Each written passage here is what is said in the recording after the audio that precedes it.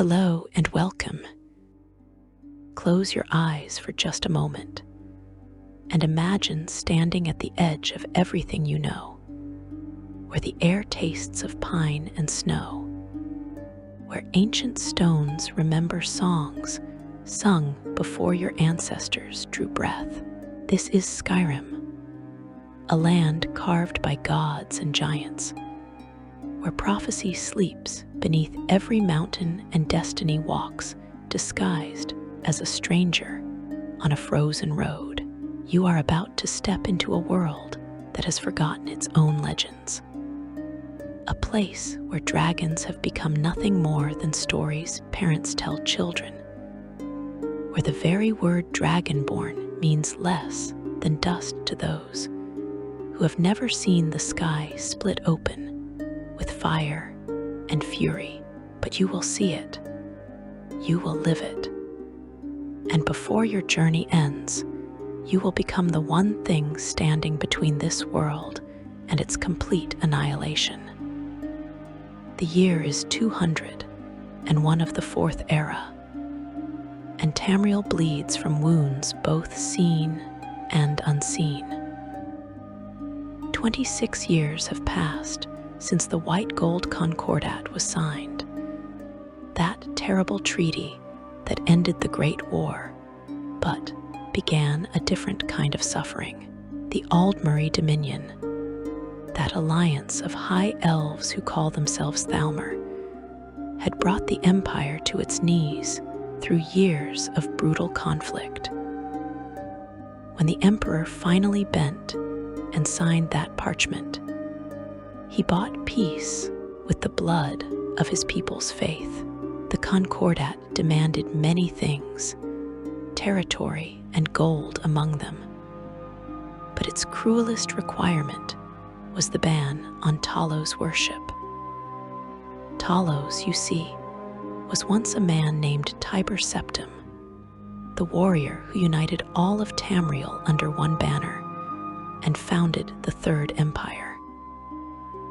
After his death, he ascended to godhood, becoming the Ninth Divine, the god of war and governance, the patron of mankind's greatest achievement.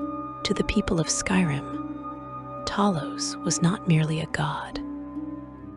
He was their god, born in their land, proven in their battles, a Nord who walked the path from mortal to divine, and showed that humanity could stand equal to the ancient powers. The Thalmor understood this perfectly. They knew that to truly break the spirit of mankind, you do not simply conquer their cities. You conquer their hearts. You take from them the very idea that they matter, that they can rise, that their greatest hero truly earned his place among the divines. And so the worship of Talos became a crime punishable by imprisonment, torture, and death. Shrines were torn down. Priests were dragged from temples. Families whispered prayers in hidden rooms, terrified that their neighbors might report them to Thalmor justiciars, those robed inquisitors who walked Skyrim's roads with absolute authority to enforce the Concordat's terms. The Empire, broken and desperate to avoid another war it could not win, looked away. Imperial soldiers stood by while the Thalmor carved out the Empire's soul, piece by piece, person by person. In Skyrim, this betrayal cut deeper than anywhere else in Tamriel. This was the homeland of Talos himself. These were the people who had given the Empire its greatest champion, and now the Empire demanded they deny him, forget him, pretend that their history meant nothing. Resentment grew like ice in winter, silent and inevitable, spreading through every hold, every city, every village. The High King, Torrig, sat upon his throne in solitude, and enforced the Concordat because he had sworn loyalty to the Empire and believed that unity was worth the cost. But not everyone agreed. Not everyone could swallow that bitter poison and call it medicine. Ulfric Stormcloak was a man who had fought in the Great War, who had been captured by the Thalmor, and based on documents that would later surface, appears to have endured interrogation during his imprisonment. He returned home to find his people forbidden from honoring the god who mattered most to them. Ulfric was Jarl of Windhelm, the ancient city of kings, and he possessed a gift that made him legendary. He knew the thumb, the voice, that power which turns words into weapons, breath into force, capable of shattering stone and bone alike. The Greybeards had taught him, those masters who lived in isolation atop the throat of the world, dedicating their lives to the way of the voice. Most who learned from the Greybeards took vows of silence and contemplation, using the voice only for worship and meditation. Ulfric took a different path. He took the power he learned and returned to the world of men, and he used it. When Ulfric Stormcloak walked into the Blue Palace and challenged High King Torygg to single combat, he did so invoking ancient Nord tradition. The old ways said that a Jarl could challenge the High King, that leadership could be earned through strength and courage. Torygg was young, idealistic, and some say he might have admired Ulfric before that day. But admiration does not stop a shout that tears the air itself apart. Ulfric's voice struck Torygg down, and whether the thumb killed him or whether Ulfric's blade finished what the shout began, the result was the same. The High King died, and Skyrim shattered. Those who loved the old ways, who valued Nord tradition and independence, who burned with rage at the Concordat, rallied to Ulfric's banner. The Stormcloaks they called themselves, and they declared that Skyrim should be free from the empire that had betrayed them, free to worship as they chose, free to determine their own future. Those who valued stability, who feared that a divided empire would fall completely before the Aldmeri Dominion, who believed that Ulfric was a murderer and a traitor, stood with the Empire. Imperial Legion soldiers poured into Skyrim to put down the rebellion. Brother fought brother. Holds chose sides. The land ran red with Nord blood spilled by Nord hands, while the Thalmor watched from the shadows and smiled. Let us speak now of Skyrim itself, this land that has become a battleground. Picture a realm of overwhelming vertical majesty, where mountains scrape the clouds and valleys plunge into shadows that never fully lift. The province stretches across the northern edge of Tamriel, bordered by the Sea of Ghosts to the north, where ice and fog make navigation treacherous for all but the most skilled sailors. To the west lie the mountains that separate Skyrim from High Rock, home of the Bretons. To the south, more mountains divide the land from Cyrodiil, the heartland of the Empire. To the east, the Velothi Mountains mark the boundary with Morrowind, the dark elf homeland that still struggles to recover from the eruption of Red Mountain decades ago. 9 holds divides Skyrim's territory, each governed by a jarl who rules from a fortified city.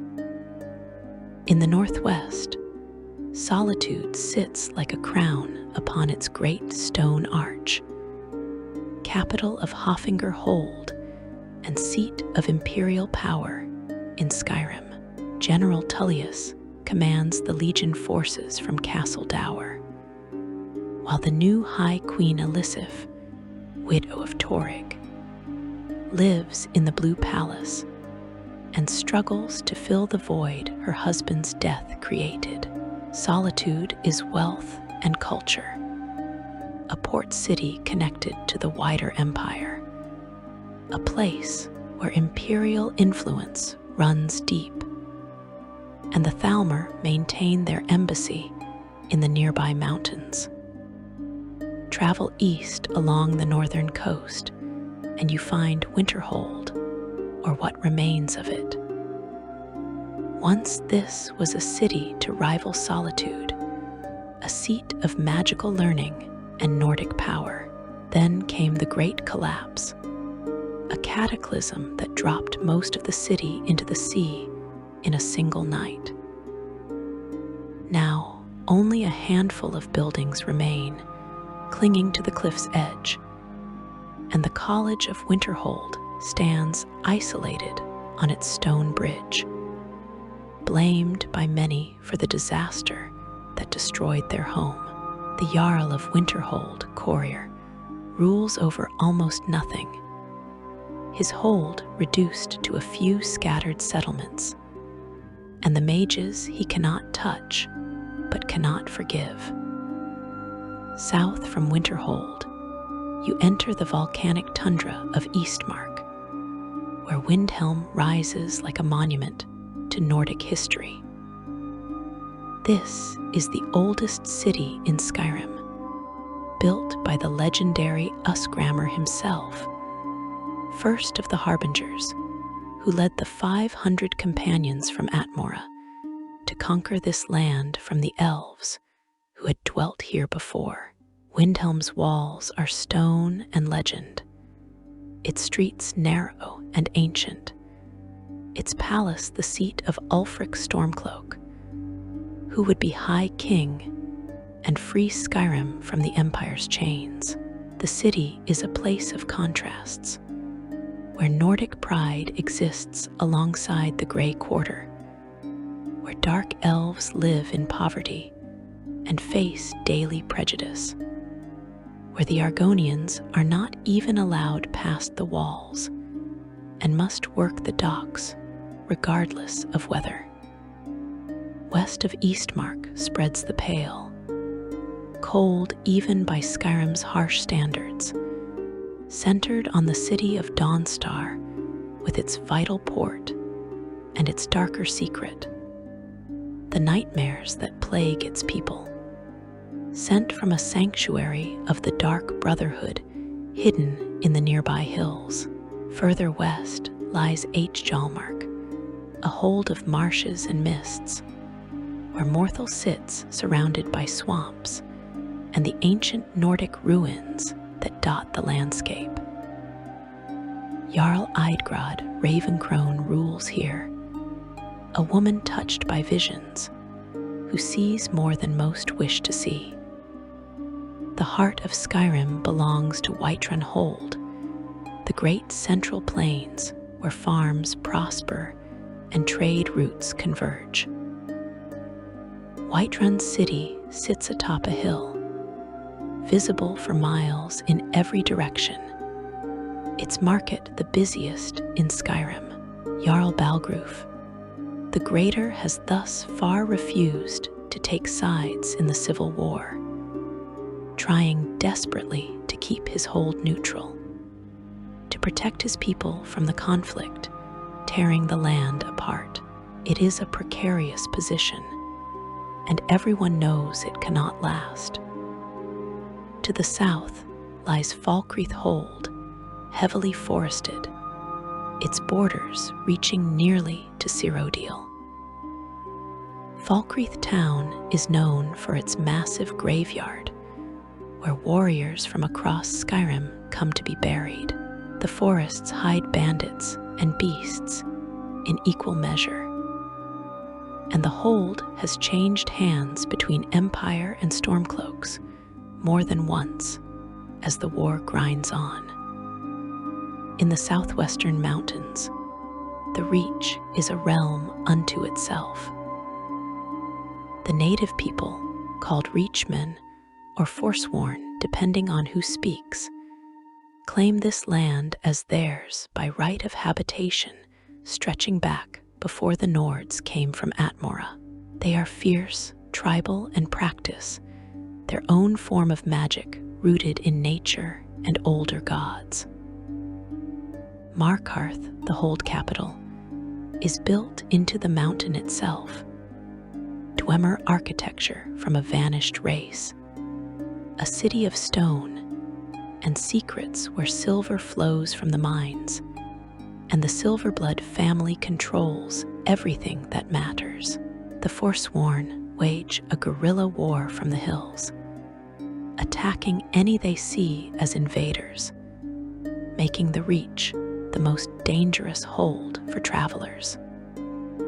Finally, in the southeast, the volcanic hot springs and autumn forests of the Rift surround Riffin, a city built on stilts over a lake, connected by canals and bridges, beautiful and corrupt in equal measure.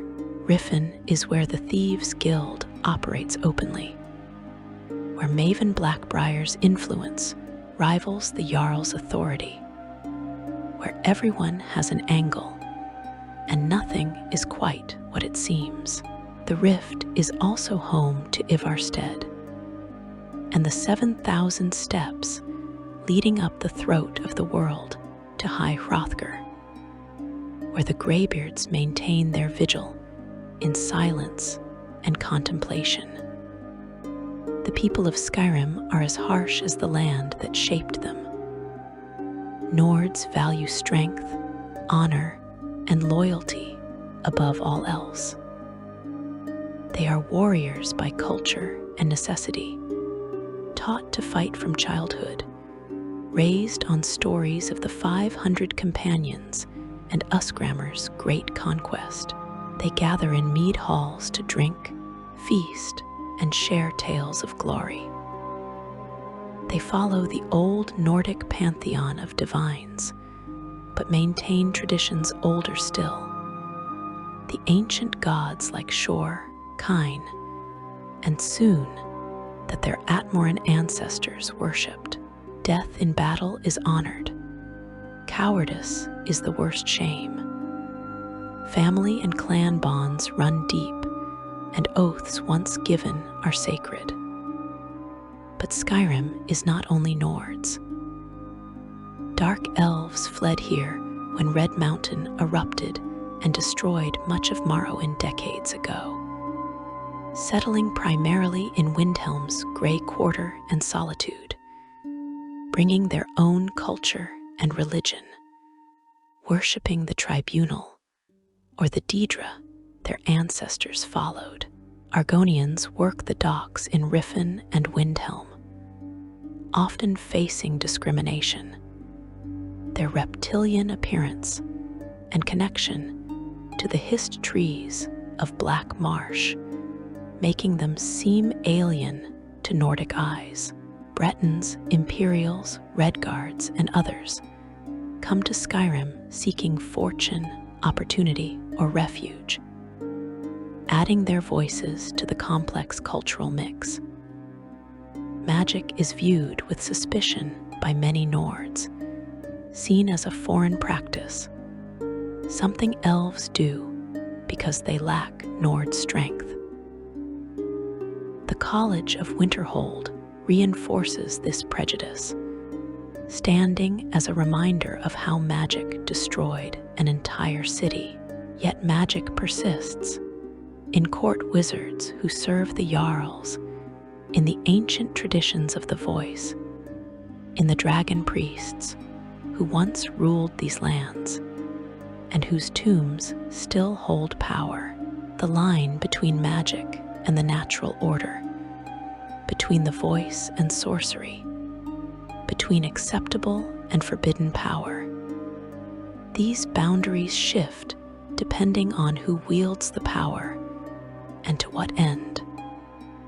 Throughout this land, ancient structures pierce the landscape like old bones breaking through skin. Nordic ruins, burial barrows where ancient warriors sleep with their treasures and their curses, dot every hold. Dwemer ruins, the vanished deep elves who disappeared from existence in a single moment thousands of years ago.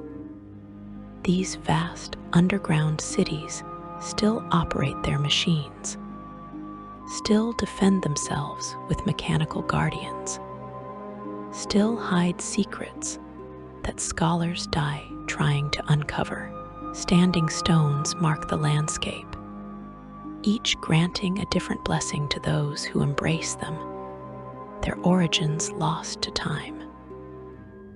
Dragon mounds, simple earthen hills that seem unremarkable, wait in hidden places, and within them sleep dragons who have been dead for thousands of years, or who should be dead, who were dead until something changed. The dragons, you must understand, have not existed in living memory. The last dragons died during the Dragon War in the Merethic era, thousands of years before the current age. They were gods to the ancient Atmorans, who first came to Tamriel, powerful beings who ruled through fear and the voice, forcing humans to worship them, to build temples in their honor, to sacrifice and serve. The dragon priests enforced this rule. Humans given power and immortality to act as intermediaries between dragon gods and human slaves. It was a dark age, a time when humanity existed only to glorify creatures who saw them as barely more than livestock. Then rebellion came. Humans learned the voice, the Tham, and the legends disagree on how this happened. The religious texts and traditions claim that Kine herself, the Nordic goddess of storm and sky, took pity on humanity's suffering and taught them to speak as dragons speak, giving them the one weapon that could level the impossible difference between mortal and divine. Other stories speak of Paarthurnax, one of Alduin's own dragon lieutenants, who chose to betray his kind. According to these accounts, he turned against the tyranny he had helped enforce and taught mortals the secrets of the voice, giving the rebellion the knowledge it desperately needed. What we know for certain is that somehow mortals gained the power of the Tham. With the voice, humans could fight dragons as equals, could shout them from the sky, could kill what had seemed immortal. The dragon war raged for generations, and slowly, impossibly, humans won. The dragons fell one by one, their souls returning to Akatosh, the dragon god of time who had created them. The dragon priests were overthrown, their temples abandoned, their names cursed. By the end, Alduin himself, the firstborn of Akatosh, the world eater who was destined to consume the Kalpa and begin the next cycle of existence. Even Alduin was defeated. The ancient tongues, masters of the voice, used an elder scroll to cast Alduin forward through time, banishing him from the world because they could not truly kill him. And the dragons passed into legend. Centuries became millennia. People stopped believing. The great temples fell to ruin. The dragon priests became stories to scare children. Even the voice became rare, practiced only by the graybeards in their mountain monastery, a religious discipline rather than a weapon of war. Skyrim forgot what it meant to see the sky filled with wings and fire. But prophecy does not forget.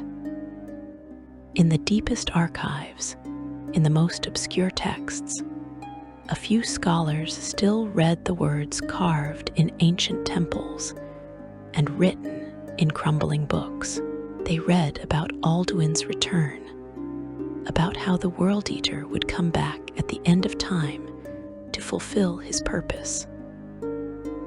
They read about the last Dragonborn, a mortal born with the soul of a dragon, who would rise to face Alduin when he returned.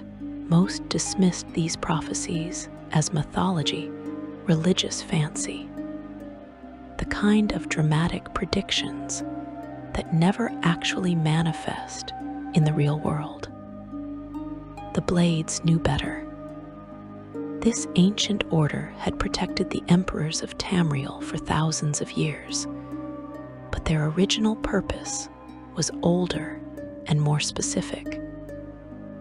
They were Drakengard first, dragon slayers, who had continued their vigil even after the dragons were gone, passing down knowledge of their ancient enemy, waiting for the return that prophecy promised. During the Great War, the Thalmor targeted the Blades specifically, hunting them down, killing them, scattering the survivors. By the time the White Gold Concordat was signed, the Blades existed in name only. A handful of survivors hiding across Tamriel, their temples abandoned, their purpose seemingly obsolete. They continued watching the signs regardless, continued believing when no one else did. And in the few years before your story begins, strange things started happening. Travelers reported seeing unusual lights in the northern sky. Settlements near ancient Nordic ruins reported sounds in the night, rumbling in the earth. Dragon mounds, those earthen hills that had stood unchanged for thousands of years, were found disturbed, broken open from within, empty. The College of Winterhold's mages recorded unusual fluctuations in magical currents. Isolated farms disappeared, burned to nothing, with no sign of what had attacked them. Each incident alone meant little. Together, they formed a pattern that no one wanted to see, because seeing it meant accepting something impossible. The dragons were returning, not as legend, not as myth, but as living creatures of scale and fire and devastating power. And if the dragons were returning, then somewhere among Skyrim's people walked the Dragonborn, the one soul in all the world capable of standing against them. The prophecy was unfolding, and Skyrim, already tearing itself apart in civil war, already bleeding from the wounds of the Great War and the Concordat's betrayal, was about to face a threat that made all of those conflicts seem small by comparison. This is the world you are about to enter. This is the storm you will walk into, unaware that you are its center, its eye, its ultimate purpose. You are on a road in Skyrim, and everything you know is about to end. Everything you become is about to begin. The dragons are waking. The prophecy is in motion. And you, whether you know it or not, whether you believe it or not, are the last Dragonborn, the one chance this world has of surviving what comes next. Section 2. Your awakening and the dragon's return. You wake to the rocking of a cart and the worst headache of your life.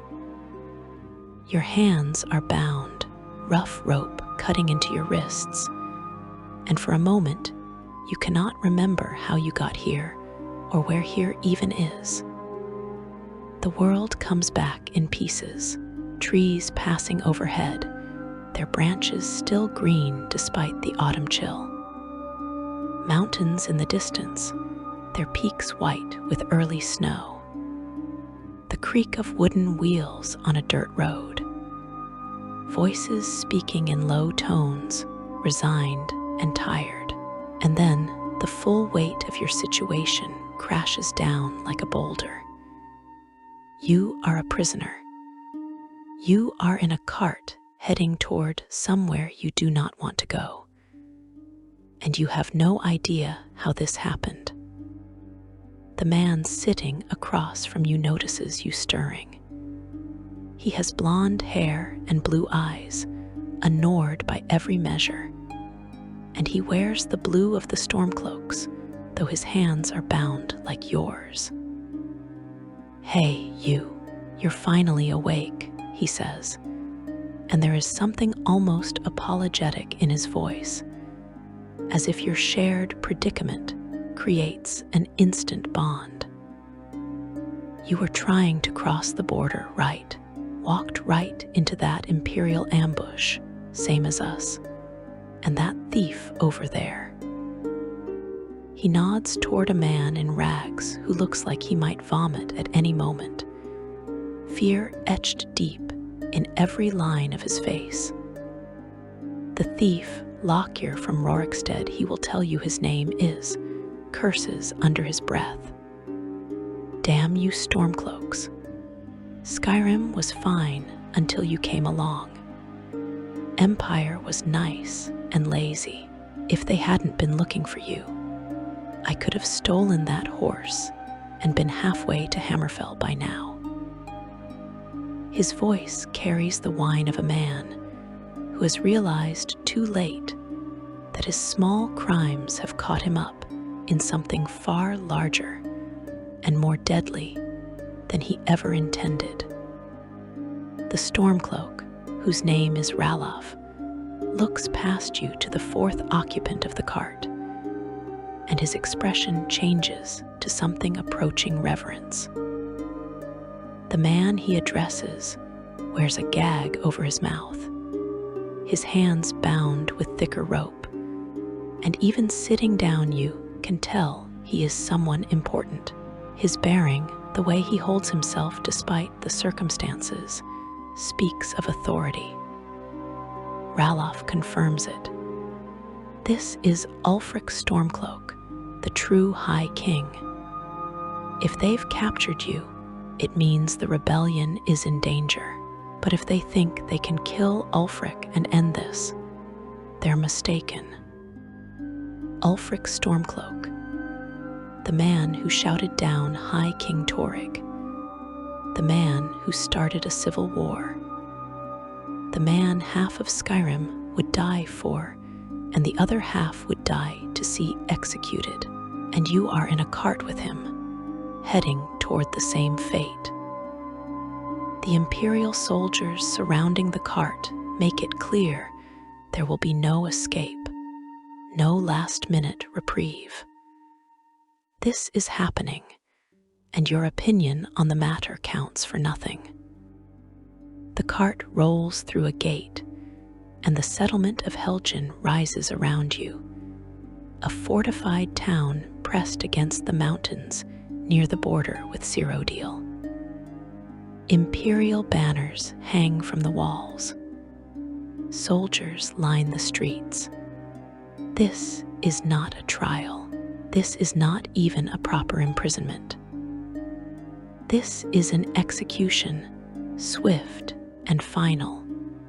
Before word of Ulfric's capture can spread, before the Stormcloaks can organize a rescue, before anything can go wrong, General Tullius himself is here. You can see him on the steps of the keep. And beside him stands a woman in the dark leather of the Thalmor. Your stomach turns.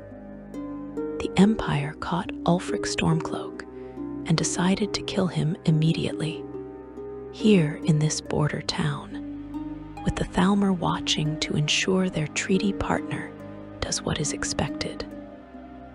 The cart stops. An Imperial captain with a list begins calling names. Ulfric Stormcloak, stripped of his gag so he can face death as himself. Ralof of Riverwood. Lockyer of Rorikstead, who breaks and runs, sprinting for the gate, screaming that he is not a rebel, that this is a mistake. The archers do not care about his protests.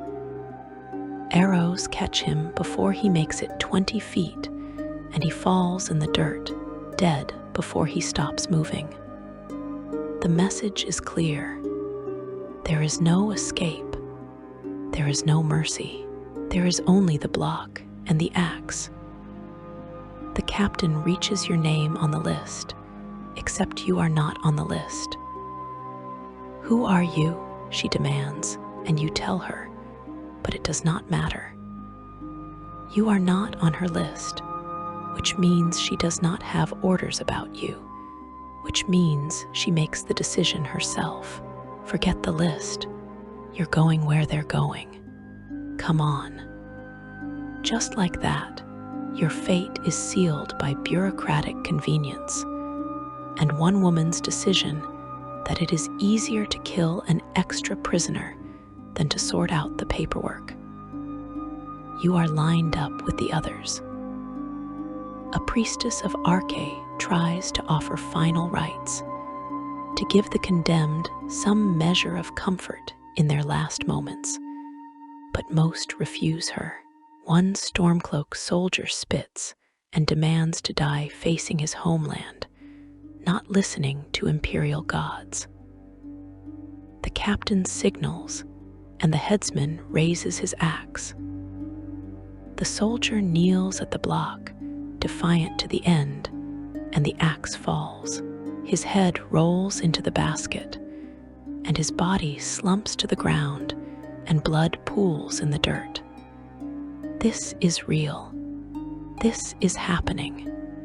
In moments, it will be your turn. Except the earth trembles. It is subtle at first, easy to dismiss as nerves or imagination. Then it happens again, stronger, and a sound rolls down from the mountain like thunder, but deeper, older, more intentional. People look around, confused. The executioner pauses.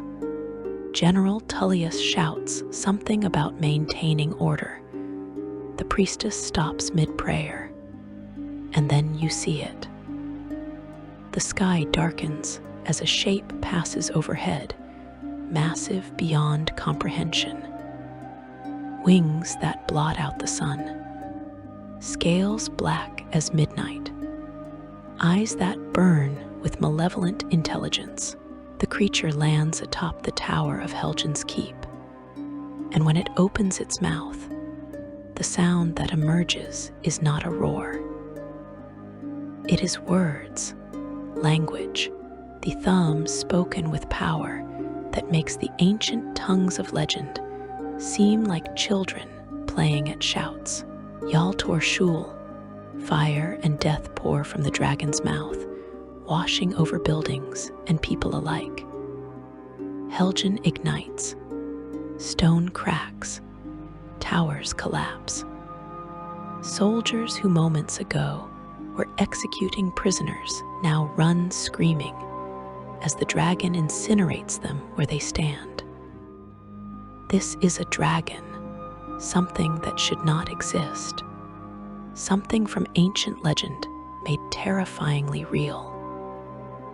You do not yet know that this is Alduin, the World Eater returned from his banishment through time, but you will learn soon enough. For now, All you know is that a creature of nightmare is destroying everything around you, and that if you do not move, you will die in the flames. Ralof cuts your bonds with a blade taken from a dead soldier.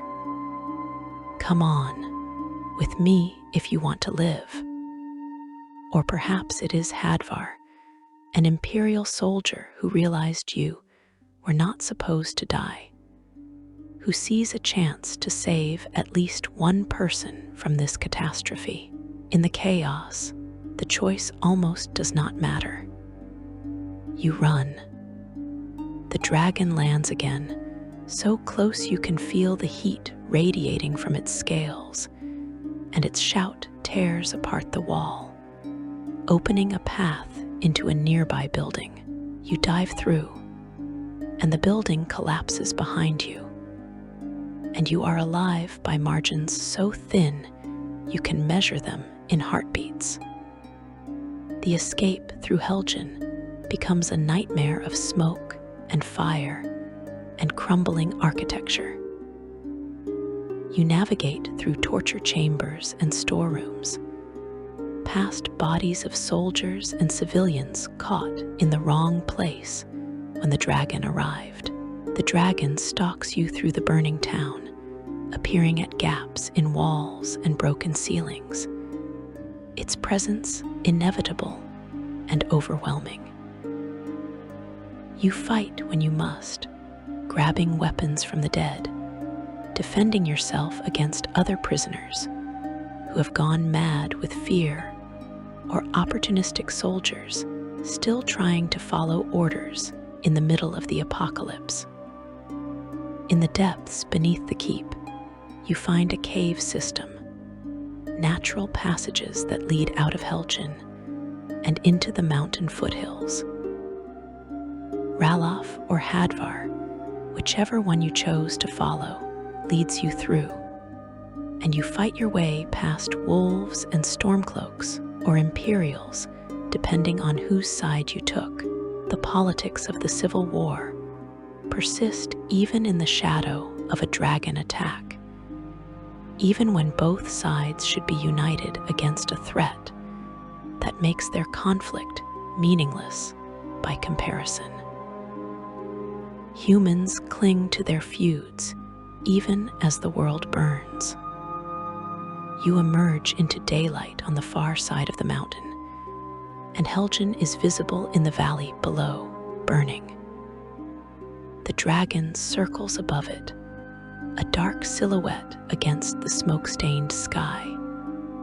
And then, with a final roar, it flies away to the north, disappearing into the mountains. Your guide suggests you split up, that you should head to Riverwood or another settlement to warn people about what happened, while they go to report to their commanders. You part ways, and for the first time since you woke in that cart, you are alone. The road to Riverwood takes you through forests and past standing stones, and the normalcy of it all feels surreal after Helgen. The world continues as if nothing happened. Birds sing, the river flows, deer graze in meadows. Only the smoke on the horizon suggests that something fundamental has changed. You reach Riverwood, a small lumber mill village, and you tell your story to whoever will listen. Most think you are mad or exaggerating. A dragon. Dragons are extinct. Dragons are myths. But a few believe, including the local blacksmith, who suggests you warn the Jarl of Whiterun.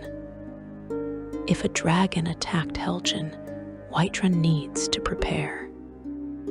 The journey to Whiterun takes you north, across the plains, past farms and ancient Nordic ruins, and the occasional bandit camp.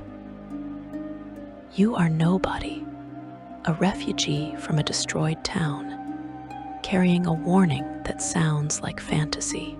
But you reach Whiterun, and talk your way past the guards. And you stand before Jarl Balgruf the Greater in his hall, Dragon's Reach, ironically named for the dragon trap built into its structure centuries ago. When people still believed dragons were real, you tell him what happened at Helgen. His court wizard, Faringur Secretfire, is immediately interested. He has been researching dragon lore, ancient texts, anything related to the possibility of their return. He sends you to retrieve a dragonstone from Bleak Falls Barrow, a map showing dragon burial sites throughout Skyrim. You agree, partly because you need the work, partly because something drives you to understand what happened, to find answers to questions you have not fully formed yet. Bleak Falls Barrow is your first true Nordic ruin, a tomb built thousands of years ago, filled with traps and draugr, the undead warriors who guard these ancient places. You navigate through puzzles and fight your way past creatures that should not exist. And you find the dragonstone in the deepest chamber, clutched in the skeletal hands of a long-dead priest. You also find a word wall, a massive curved stone covered in carved dragon script that glows with inner light. As you approach, the runes blaze and knowledge burns itself into your mind. Fuss, force.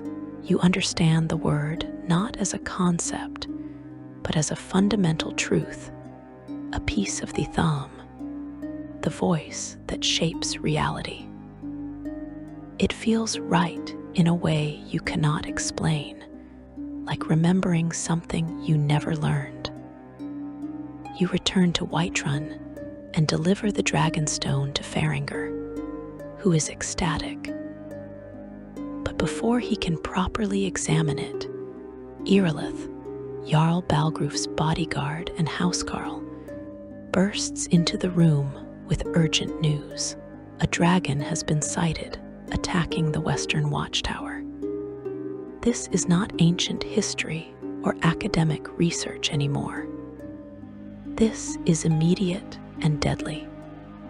The Jarl calls for soldiers, and you join them because you survived Helgen and you have seen what a dragon can do.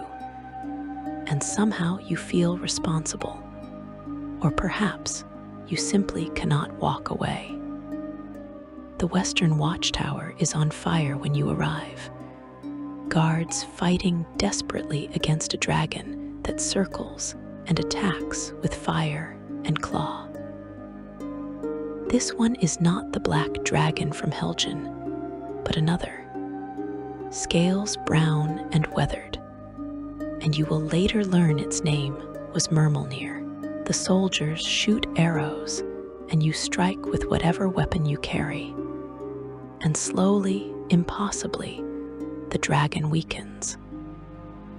It crashes to the ground, wounded, dying, and in its last moments it speaks, not in the common tongue, but in the dragon language, words of defiance and disbelief that it could fall to mortal weapons. To creatures it considers lesser beings.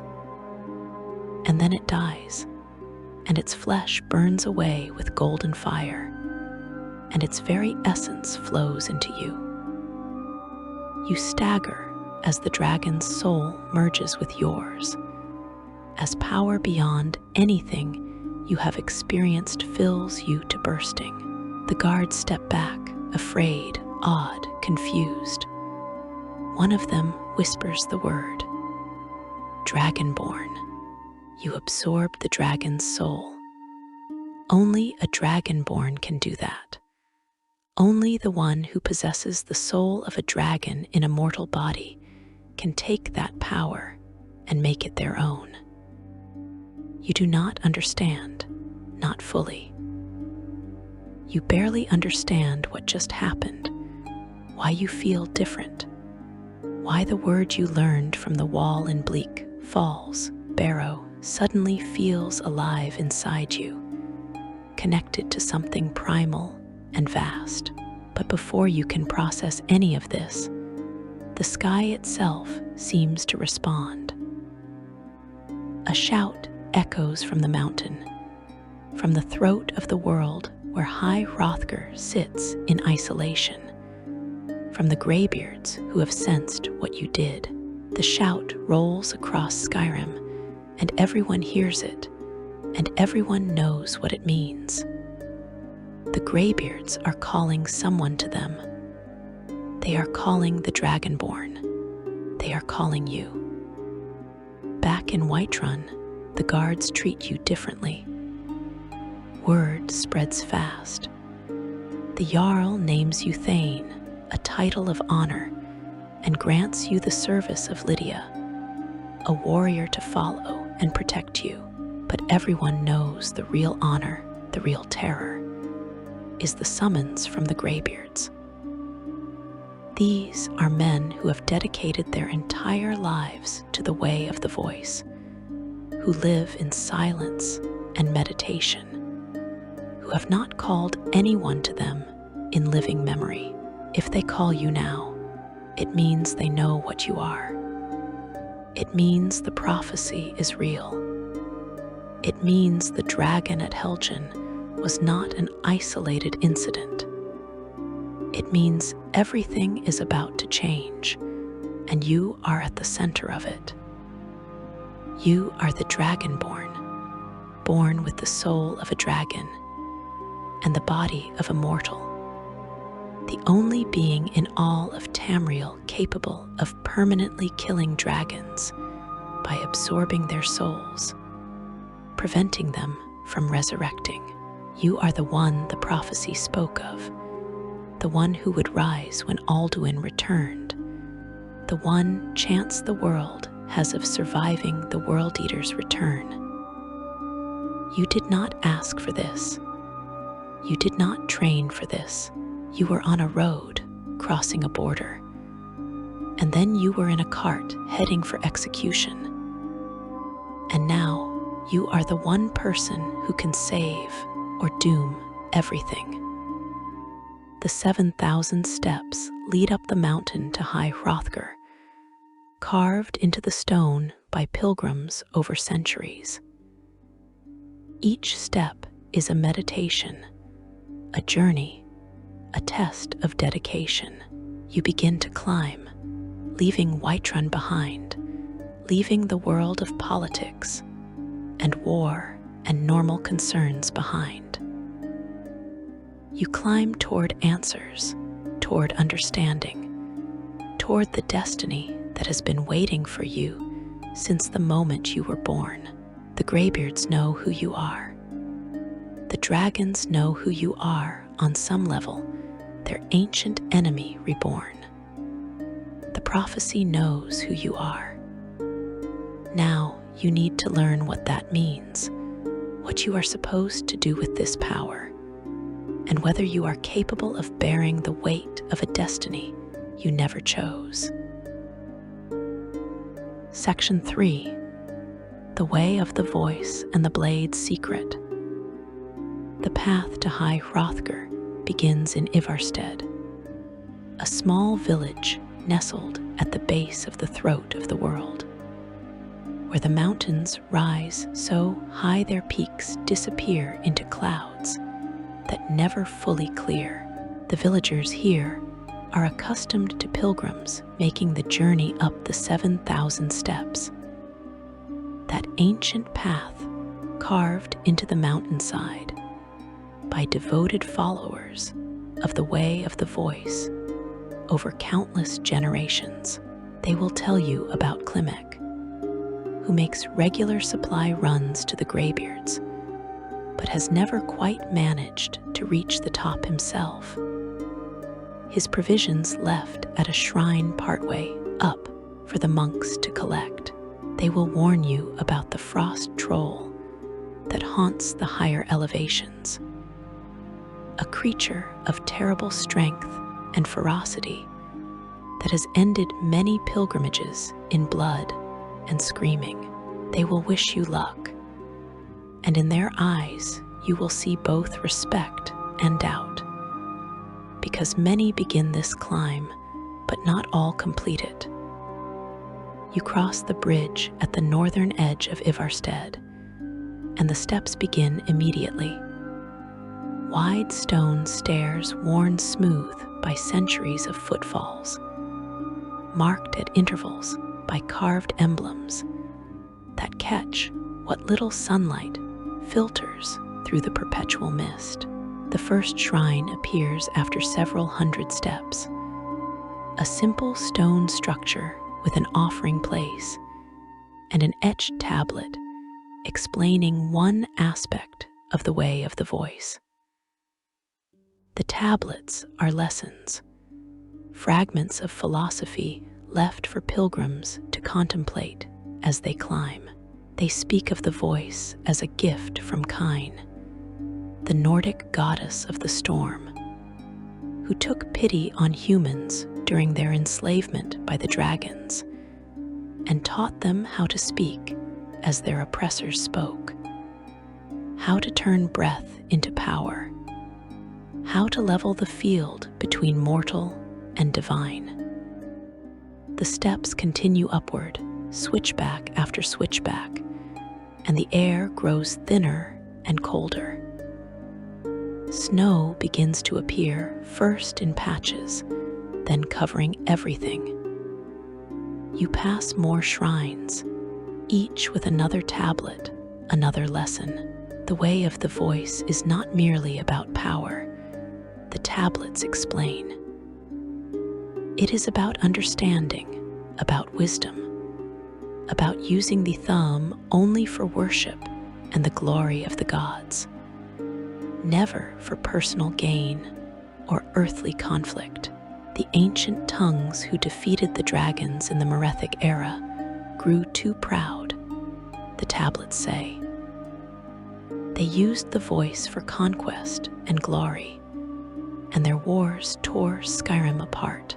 It was Jurgen Windcaller, centuries after the Dragon War ended, who established the way of the voice as it exists now, who taught that the thumb should be a path to enlightenment, not a weapon of destruction.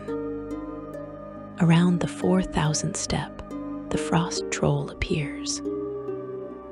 It is massive, twice your height, covered in white fur and possessed of a regeneration that makes it almost impossible to kill unless you have fire or overwhelming force. It roars and charges, and you fight or flee depending on your preparation and courage. Many pilgrims have died here, their bodies lost in the snow, their journeys ended within sight of their goal. If you survive, if you drive the creature off or manage to kill it, the steps continue upward, steeper now, the air so thin that each breath burns in your lungs. High Hrothgar finally emerges from the mist, a fortress monastery built from massive stone blocks, fitted so perfectly that no mortar was needed.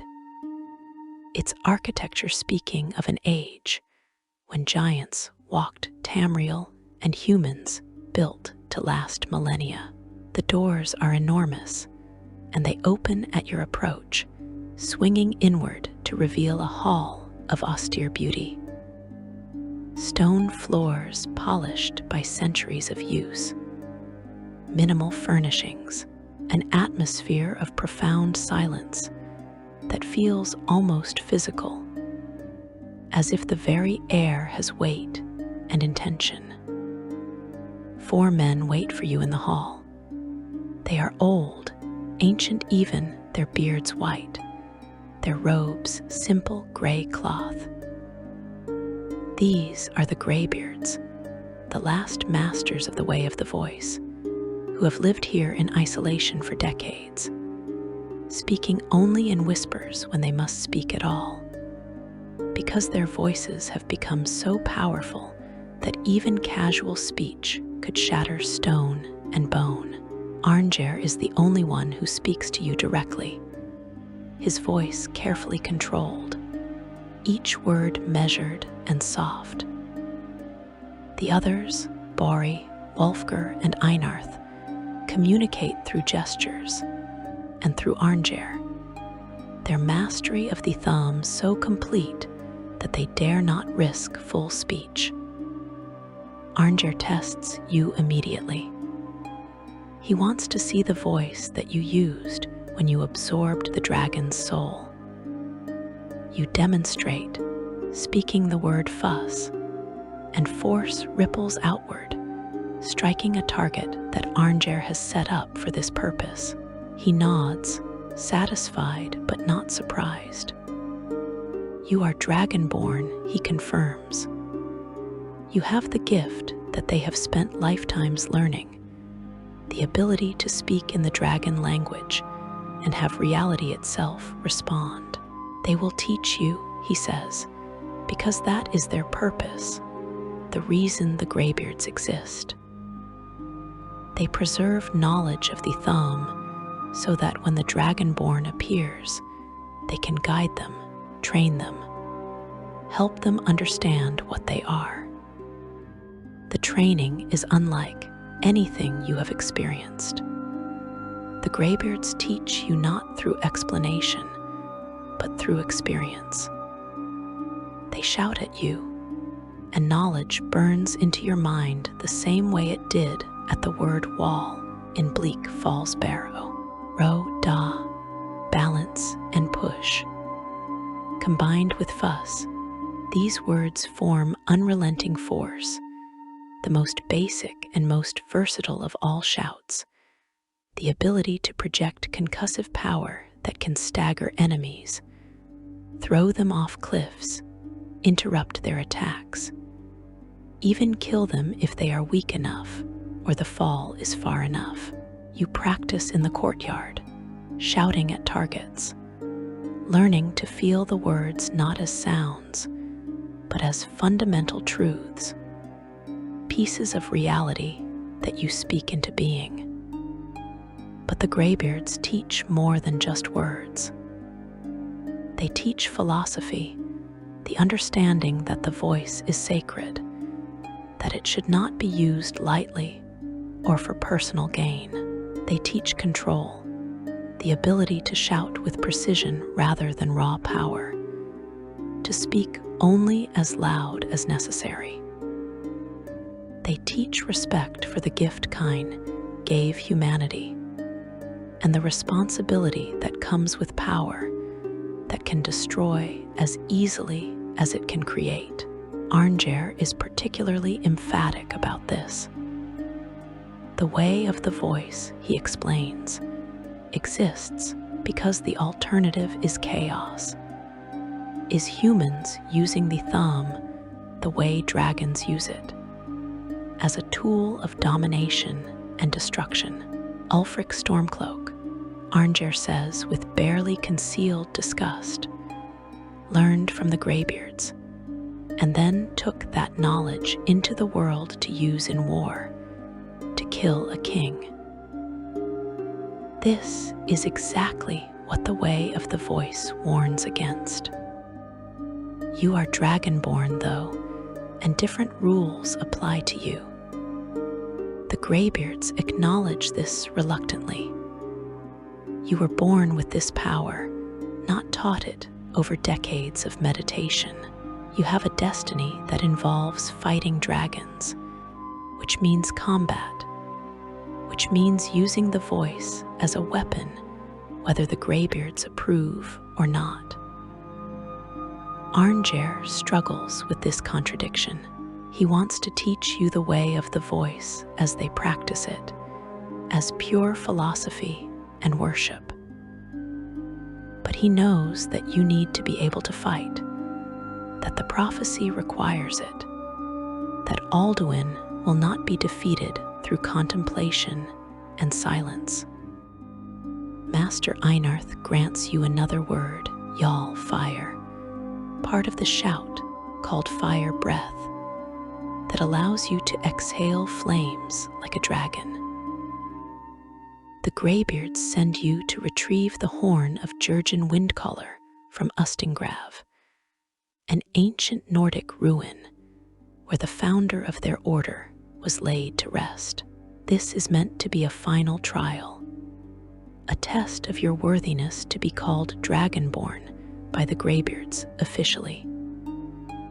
You journey to Sovngarde, navigate its traps and Draugr guardians, solve the puzzles that protect the inner sanctum, and reach the place where the horn should rest. But it is gone. In its place, you find a note. Someone has taken the horn and they want to meet you. The note directs you to the Sleeping Giant Inn in Riverwood to rent the attic room.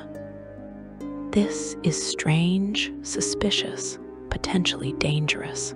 Someone knew you would come here. Someone knew what the Greybeards would ask of you. Someone has been watching you, following your progress, and they have something they want to say. You return to Riverwood, rent the room, and find a woman waiting for you. Her name is Delphine, and she is the innkeeper, a position that seems ordinary until she reveals the hidden door in her basement, and the room beyond filled with weapons and maps and research materials.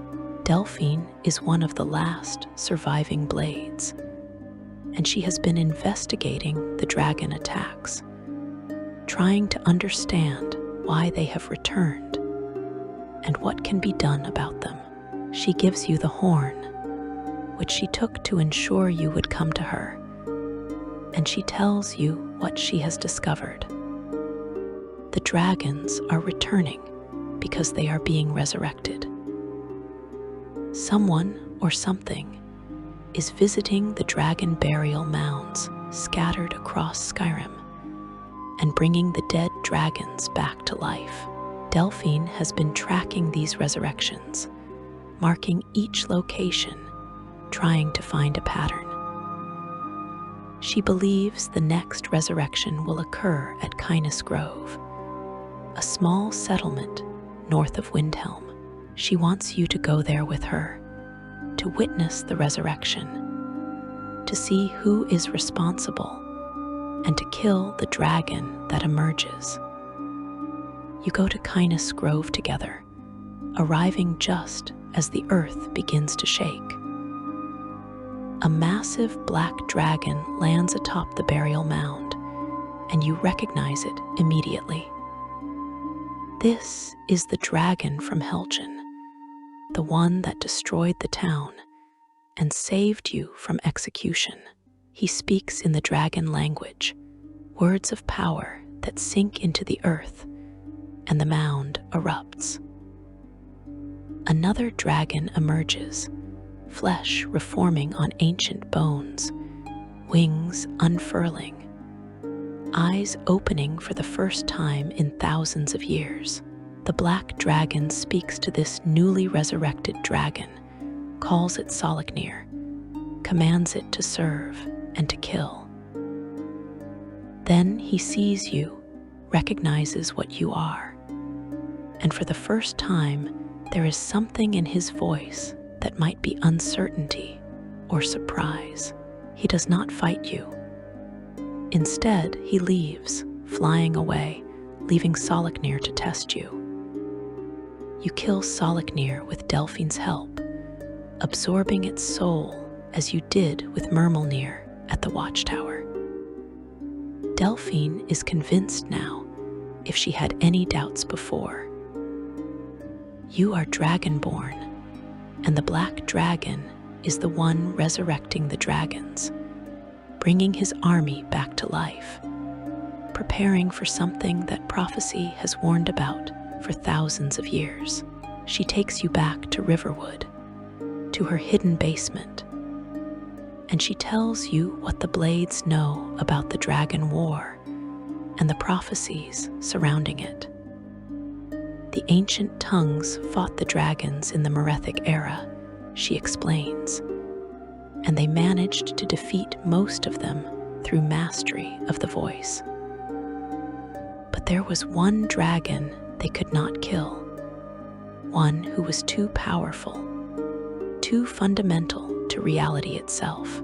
The Blade's records suggest they used an Elder Scroll, one of those artifacts of power that exist outside normal time, to banish this dragon forward through the ages. That dragon, according to the prophecies the Blades preserved, was Alduin the World Eater. And based on what you witnessed at Cainus Grove, Delphine believes the black dragon resurrecting others is Alduin himself, returned at the time he was sent to. The Greybeards might know more, Delphine suggests. They preserve ancient knowledge about the Thumb and the Dragon War. They might know how Alduin was defeated before, or at least where to find that information. You return to High Hrothgar and speak with Arngeir about Alduin. He is reluctant to discuss it, clearly uncomfortable with the Dragonborn's destiny, turning toward violence and dragon slaying rather than meditation and the way of the voice. But he admits that there is one among them who might have answers, one who knows more about Alduin and the Dragon War than any living being. He is called Paarthurnax, and he lives at the very summit of the throat of the world, above High Hrothgar, in a place so high that the air itself becomes deadly to those not prepared for it. Arngeir teaches you the final word of unrelenting force, Da, and then the Greybeards perform a ceremony. They stand in a circle and they shout together, their voices combining into power that tears at the fabric of reality. The shout is called Clear Skies, and they grant it to you, teaching you Lokvakor, Sky, Spring, Summer, the words that banish storms and mist. You will need this, Arngeir says, because the path to Paarthurnax is blocked by a blizzard that never ends, a storm that has raged at the mountain's peak since before living memory. You step out of High Hrothgar and begin climbing higher. The storm hits immediately, wind and snow so thick you cannot see more than a few feet ahead. You speak the words of Clear Skies, and the storm parts, opening a path that lasts only moments before the wind and snow rush back in. You shout again and again, each time clearing enough space to move forward, climbing a path that becomes more treacherous with each step. The summit finally appears, a leveled space where the wind still howls, but the worst of the storm is below you now. And there, perched atop the word wall, is a dragon. Not attacking, not aggressive, simply waiting. His scales are gray and ancient, scarred from battles fought long ago. His eyes hold intelligence that goes beyond animalistic cunning, a depth of understanding and sadness that no other dragon you have seen possesses. This is Paarthurnax, and when he speaks, it is not in threats or commands. It is in questions, in philosophy, in a voice that carries the weight of millennia. Paarthurnax claims to be Alduin's brother, another of the firstborn dragons from the Merethic era. According to his own account, he once served at Alduin's side during the era when dragons ruled over humanity. But something changed. Paarthurnax speaks of choosing to betray his kind, of teaching mortals the thumb so they could fight back against dragon tyranny. Whether this is the complete truth or simply how he understands his own choices after millennia of meditation, it aligns with what the ancient texts suggest happened during the Dragon War. After the war ended, when the other dragons died or fled, Paarthurnax came to this mountain and founded what would become the Greybeard's Order, dedicating his existence to teaching the way of the voice, to meditation on the nature of power, and the constant struggle between domination and wisdom. He speaks of this struggle as something deeply personal, something he fights every moment of his existence.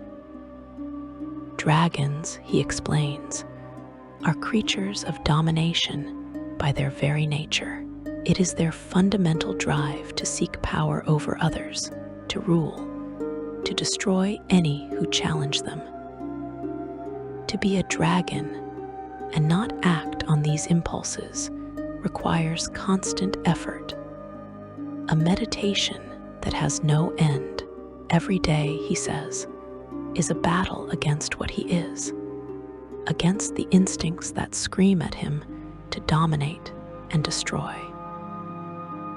This, more than any other revelation, shows you what it means that he chose to help humanity. You ask him about Alduin, about how the ancient tongues defeated him. Paarthurnax explains the concept of Dragonrend, a shout that, as he understands it, should not exist. Dragons are immortal, you see, not in the sense that they cannot be killed, but in the sense that they do not comprehend mortality. They exist outside mortal time in ways that make death itself a foreign concept to them. They can be killed, but their souls persist, returning to Akatosh or waiting to be resurrected. They do not understand what it means to truly end, to have finite existence, to face the absolute terror of cessation that defines mortal life. Dragonrend, as Paarthurnax explains it, represents something profound and disturbing. It is mortality given form as a shout, a thumb that attempts to force an immortal being to comprehend what it means to be temporary, to face true ending.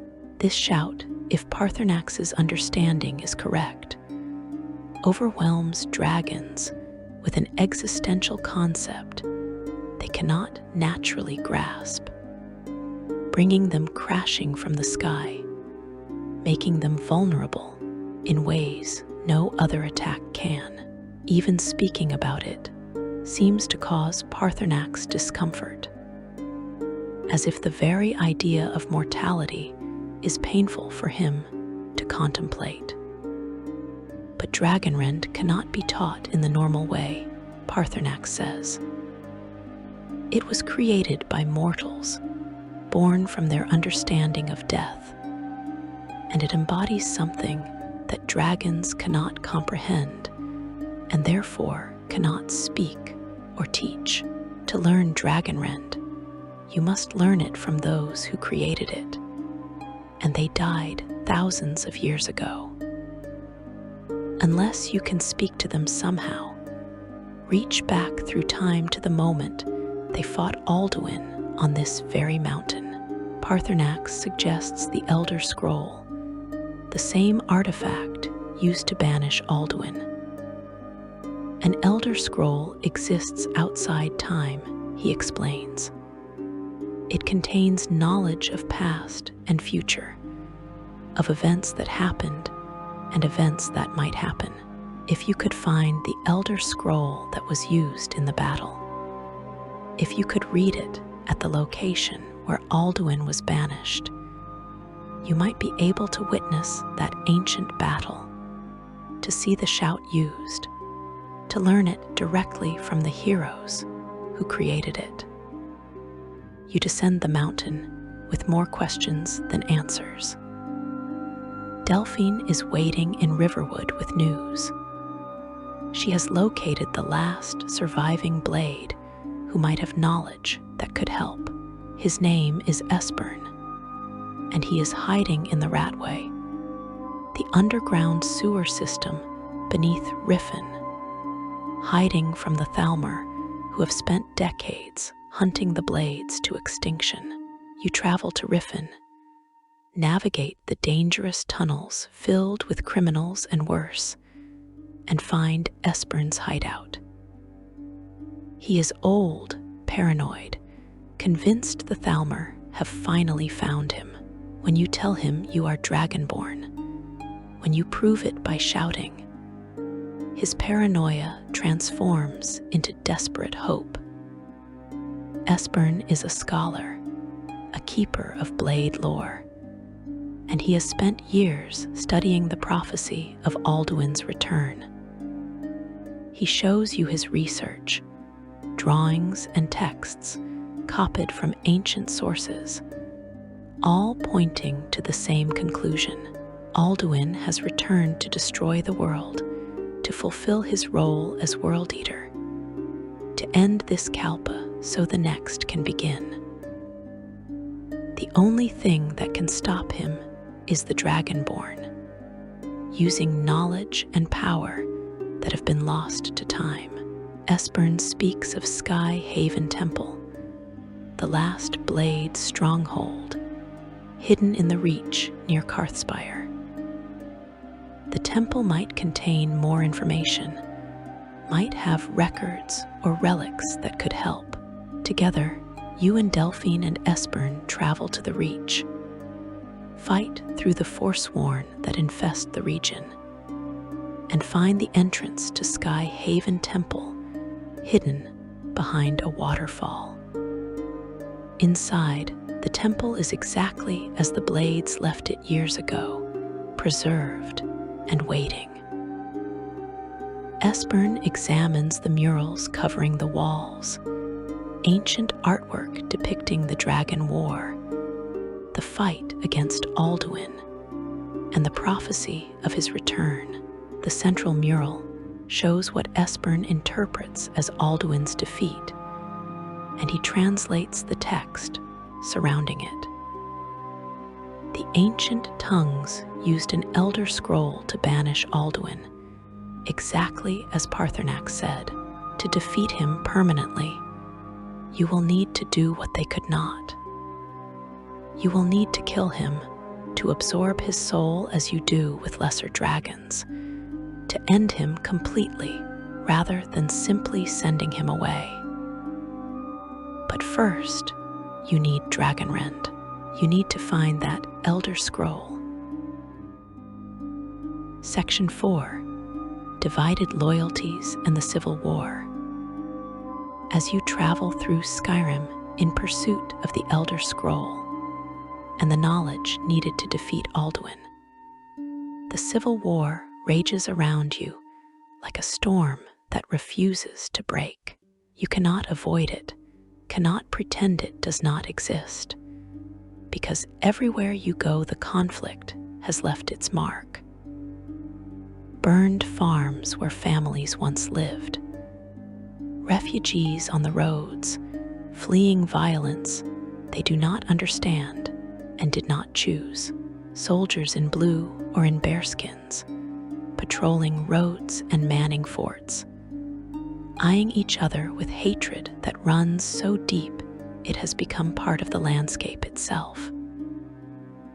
This war is tearing Skyrim apart, and you stand in the middle of it, pulled by both sides, needed by everyone, able to tip the balance if you choose to involve yourself.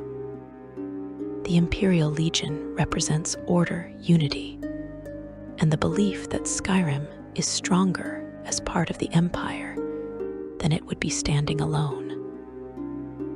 General Tullius commands from Castle Dower in Solitude, a military man through and through, practical and efficient, but lacking any real understanding of Nord culture or tradition. To him, this is a rebellion that must be put down before it weakens the empire further, before the Aldmeri Dominion can exploit the division.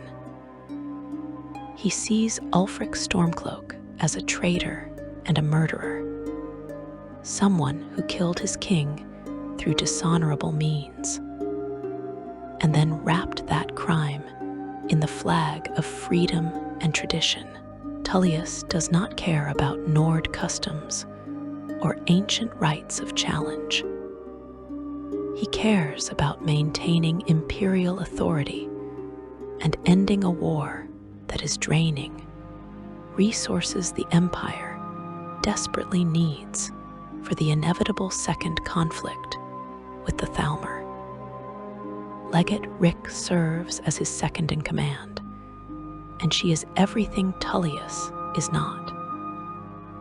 She is a Nord, born and raised in Skyrim, intimately familiar with the culture and values that Tullius dismisses as provincial superstition. She understands why the Stormcloaks are angry, why the ban on Talos worship cuts so deeply, why Ulfric's challenge resonated with so many people. But she believes, with every fiber of her being, that independence would doom Skyrim. The Empire might be weakened, might have made terrible compromises to survive the Great War, but it is still the best hope for defeating the Thalmor in the long term. A divided Tamriel is exactly what the Aldmeri Dominion wants, she argues. Every province that breaks away, every civil war that erupts, makes the Empire weaker and the Thalmor stronger. Skyrim cannot stand alone against the elven supremacists who orchestrated this entire conflict. The Imperial soldiers you encounter are a mixed force. Some of them Nords fighting for the empire they believe in. Others Imperials from Cyrodiil sent north to put down the rebellion. They are well-equipped, well-trained, and backed by the logistical might of an empire that has conquered most of Tamriel over the centuries. Their armor is standardized, their tactics proven, their command structure clear and efficient. They hold Solitude, Morthal, Falkreath, and Markarth at the start of the conflict. Though the situation is fluid and forts change hands regularly, they offer stability, the promise that once the rebellion is crushed, Skyrim can return to peace and prosperity as part of a larger whole. But the Imperial position comes with costs that cannot be dismissed. They tried to execute you at Helgen without trial, without even confirming your name was on their list. That casual disregard for justice, that willingness to kill an innocent person because it is more convenient than sorting out the details, speaks to a deeper problem in the Legion's occupation of Skyrim. More damning still is their relationship with the Thalmor. The Empire agreed to the White Gold Concordat, which means they agreed to enforce the ban on Talos worship. Thalmor justiciars walk freely through Imperial-held territory, dragging suspected Talos worshippers to their embassy for interrogation and worse. Imperial soldiers are ordered to cooperate with these inquisitors, to stand aside while the Thalmor torture and kill Nords for practicing their faith. Many individual soldiers hate this, worship Talos in secret, resent the Thalmor as much as any Stormcloak does, but their commanders enforce the Concordat regardless, because those are their orders, because the alternative is war with the Aldmeri Dominion, and the Empire is not ready for that war yet. The Stormcloak Rebellion offers a different vision, one rooted in Nordic tradition, independence, and the uncompromising belief that some things are worth fighting for even if the odds are against you. Ulfric Stormcloak leads from the Palace of the Kings in Windhelm, a Jarl who would be High King, who challenged Torrig according to ancient custom, and won through strength and the voice. His supporters see him as a true Nord, a man who refused to bow to the Empire's betrayal, who stood up for Skyrim's right to worship its own gods and determine its own future. They see the challenge and Torrig's death not as murder, but as legitimate succession through combat, a tradition as old as Skyrim itself. Galmer Stonefist serves as Ulfric's chief lieutenant, a warrior of terrifying intensity and unwavering loyalty. Where Ulfric sometimes shows doubt or strategic thinking, Galmer is pure conviction, absolute certainty that the Stormcloaks are right and the Empire is wrong. He despises the Imperials for their weakness, for bending to the Thalmor, for allowing foreign elves to dictate terms to the sons and daughters of Skyrim. He believes that Nords are strongest when they stand on their own, when they embrace their heritage rather than diluting it through association with the other provinces. His worldview is simple, direct, and leaves no room for compromise. The Stormcloak forces are primarily Nords, warriors who have taken up arms to defend what they see as their homeland and their rights. They are less organized than the Imperial Legion, more reliant on individual courage and local leadership than on standardized tactics. Their equipment is often inferior, leather and fur rather than steel plate, weapons forged by local smiths rather than mass-produced in imperial foundries. But they fight with a passion and determination that cannot be measured in equipment quality. They are defending their homes, their families, their gods.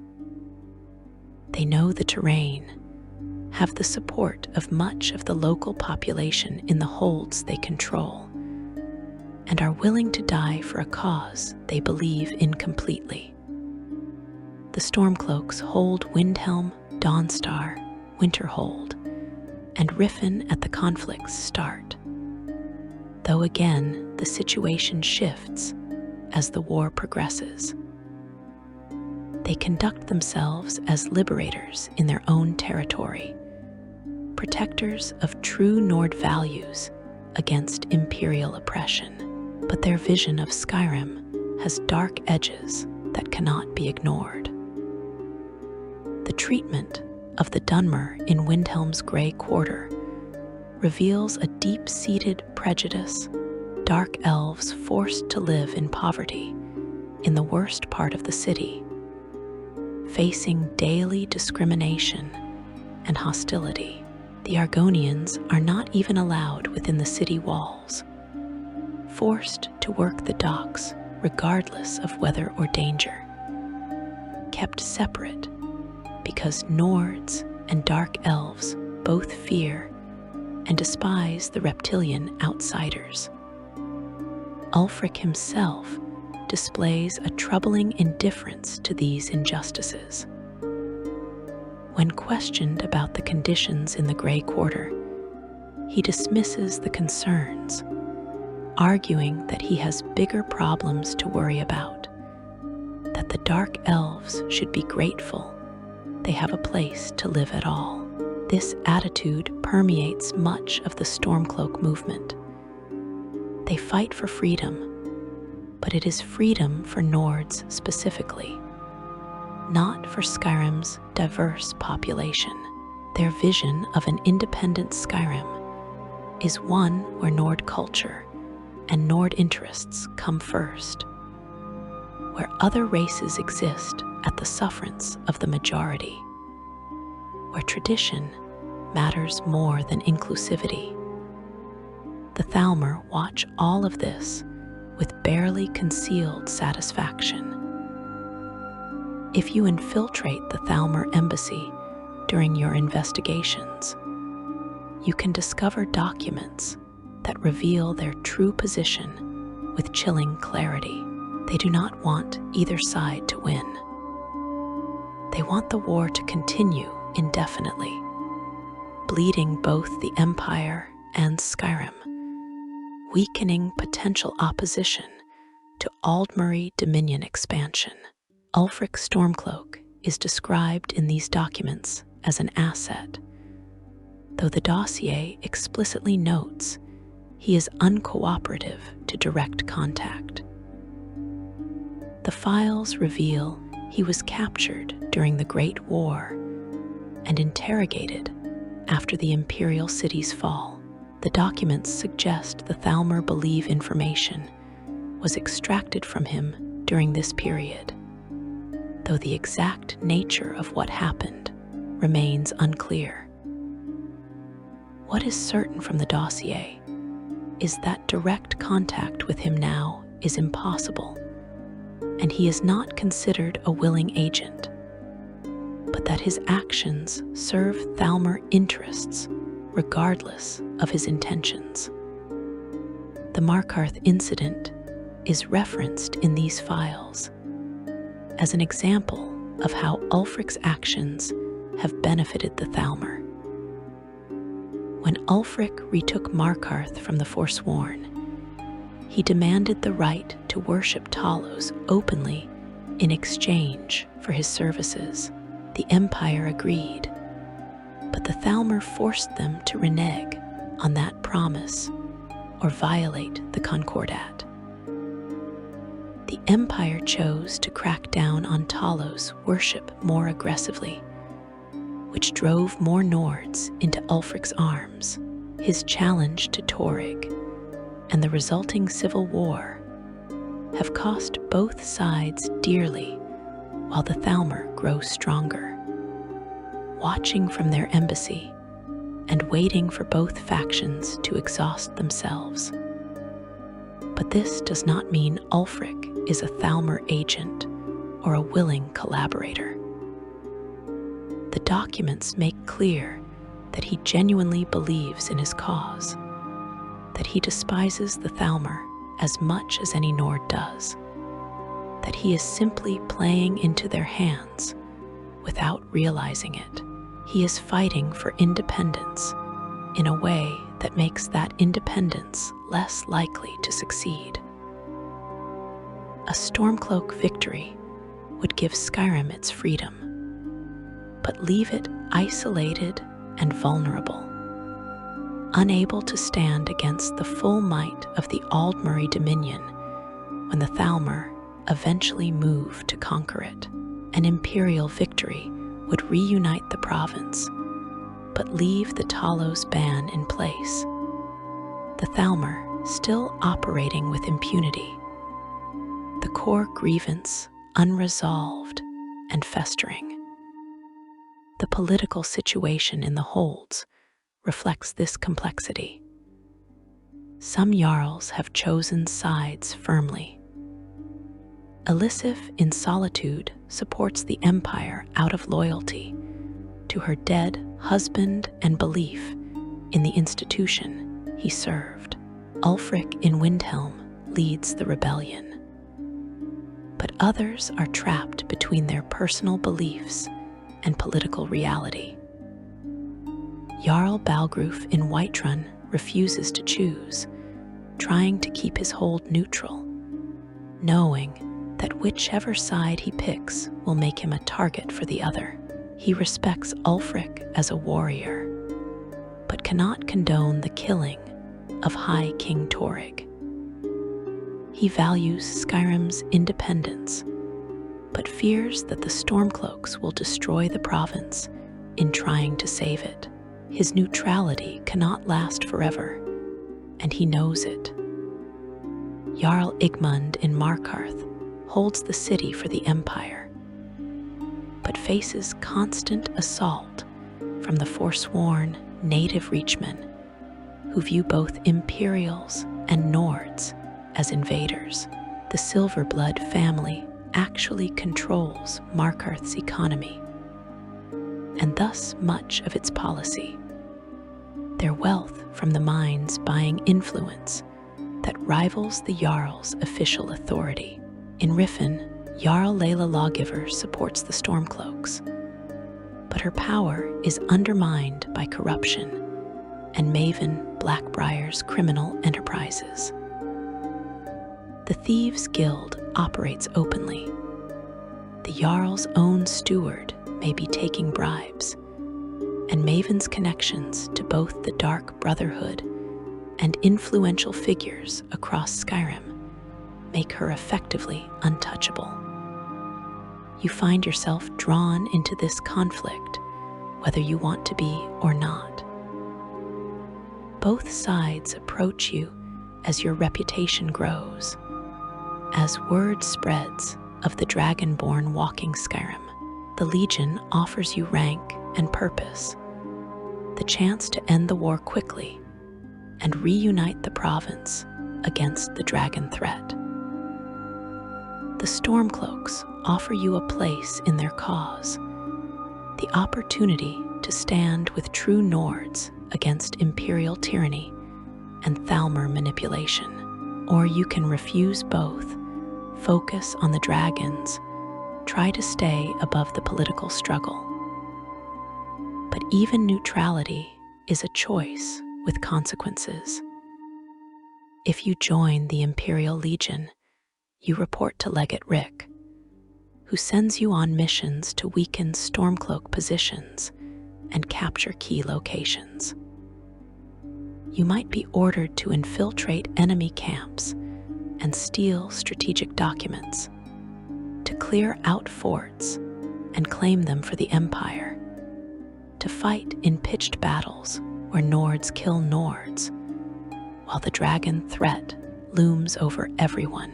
The questline culminates in the battle for Windhelm, where you storm Ulfric's city, fight through his soldiers, and corner the rebel leader in the Palace of the Kings. Ulfric can die defiant, asking for a warrior's death by your blade, refusing to bow even in defeat, or General Tullius can execute him, a symbolic act showing Imperial authority restored. Either way, the war ends with the Empire victorious, Skyrim reunited under Imperial rule, and the Talos ban still in effect. If you join the Stormcloaks, you report to Galmer Stonefist, who tests your commitment and then sends you on similar missions from the other side. You weaken Imperial positions, capture forts, fight battles that mirror the Legion questline, but with different context and meaning. The Stormcloak campaign culminates in the Battle for Solitude, where you assault the Empire's stronghold, fight through the streets, and confront General Tullius in Castle Dour. His death marks the end of Imperial authority in Skyrim, the Stormcloaks victorious. Ulfric positioned to become High King of an independent Skyrim. But the province is weakened, isolated, and the Thalmor threat has not diminished, only changed form. There is a third path, though few realize it exists. If you delay choosing sides, if you progress far enough in the main quest to reveal the dragon threat's full scope, you can force both sides to agree to a temporary truce. The Greybeards, at Arnger's direction, host a peace council at High Hrothgar, neutral ground where both sides must honor the way of the Voice's sanctity. You broker negotiations between General Tullius and Ulfric Stormcloak, between Elisif and the Stormcloak Jarls, mediating disputes over territory and terms. The resulting truce is fragile, temporary, but it holds long enough for you to deal with Alduin. After the dragon threat ends, the war can resume, or you can leave it frozen in that uneasy peace, Skyrim divided, but not actively tearing itself apart. Each choice carries weight, shapes Skyrim's future in ways that extend beyond the immediate military outcome. An imperial victory means stability and connection to the wider empire, but also continued Thalmor presence and the suppression of Talos worship. A Stormcloak victory means independence and freedom to worship as Nords choose, but also isolation, potential economic hardship, and vulnerability to external threats. The truce means no resolution, both sides armed and waiting, the underlying issues unresolved, but the immediate bloodshed paused. There is no perfect answer, no choice that solves every problem or satisfies every concern. What becomes clear as you navigate this conflict is that the Civil War, for all its sound and fury, is in many ways a distraction from the real threat. Dragons are returning. Alduin is resurrecting his army. The prophecy of the World Eater's destruction of the Kalpa is unfolding. And Skyrim's people are fighting each other over who gets to rule the ruins. The Thalmor understand this and exploit it. The dragons care nothing for human politics, will burn Stormcloak and Imperial with equal enthusiasm. You are the only one who can stop Alduin, and you are being pulled into a conflict that, while important to those fighting it, pales in comparison to the existential threat circling overhead.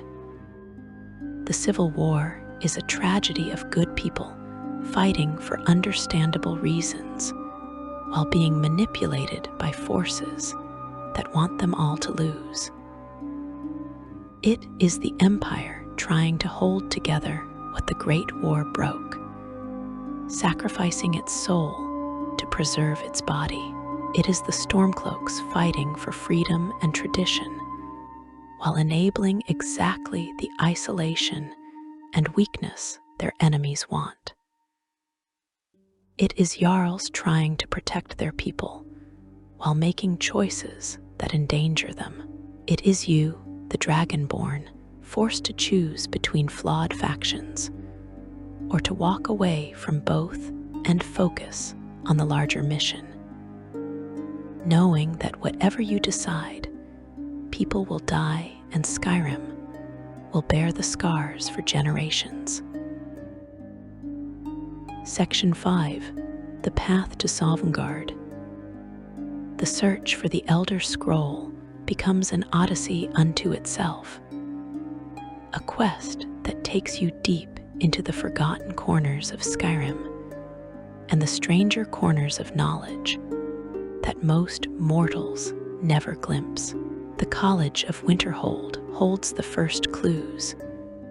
Their library, containing references to an Elder Scroll that was taken into Dwemer ruins beneath Skyrim long ago.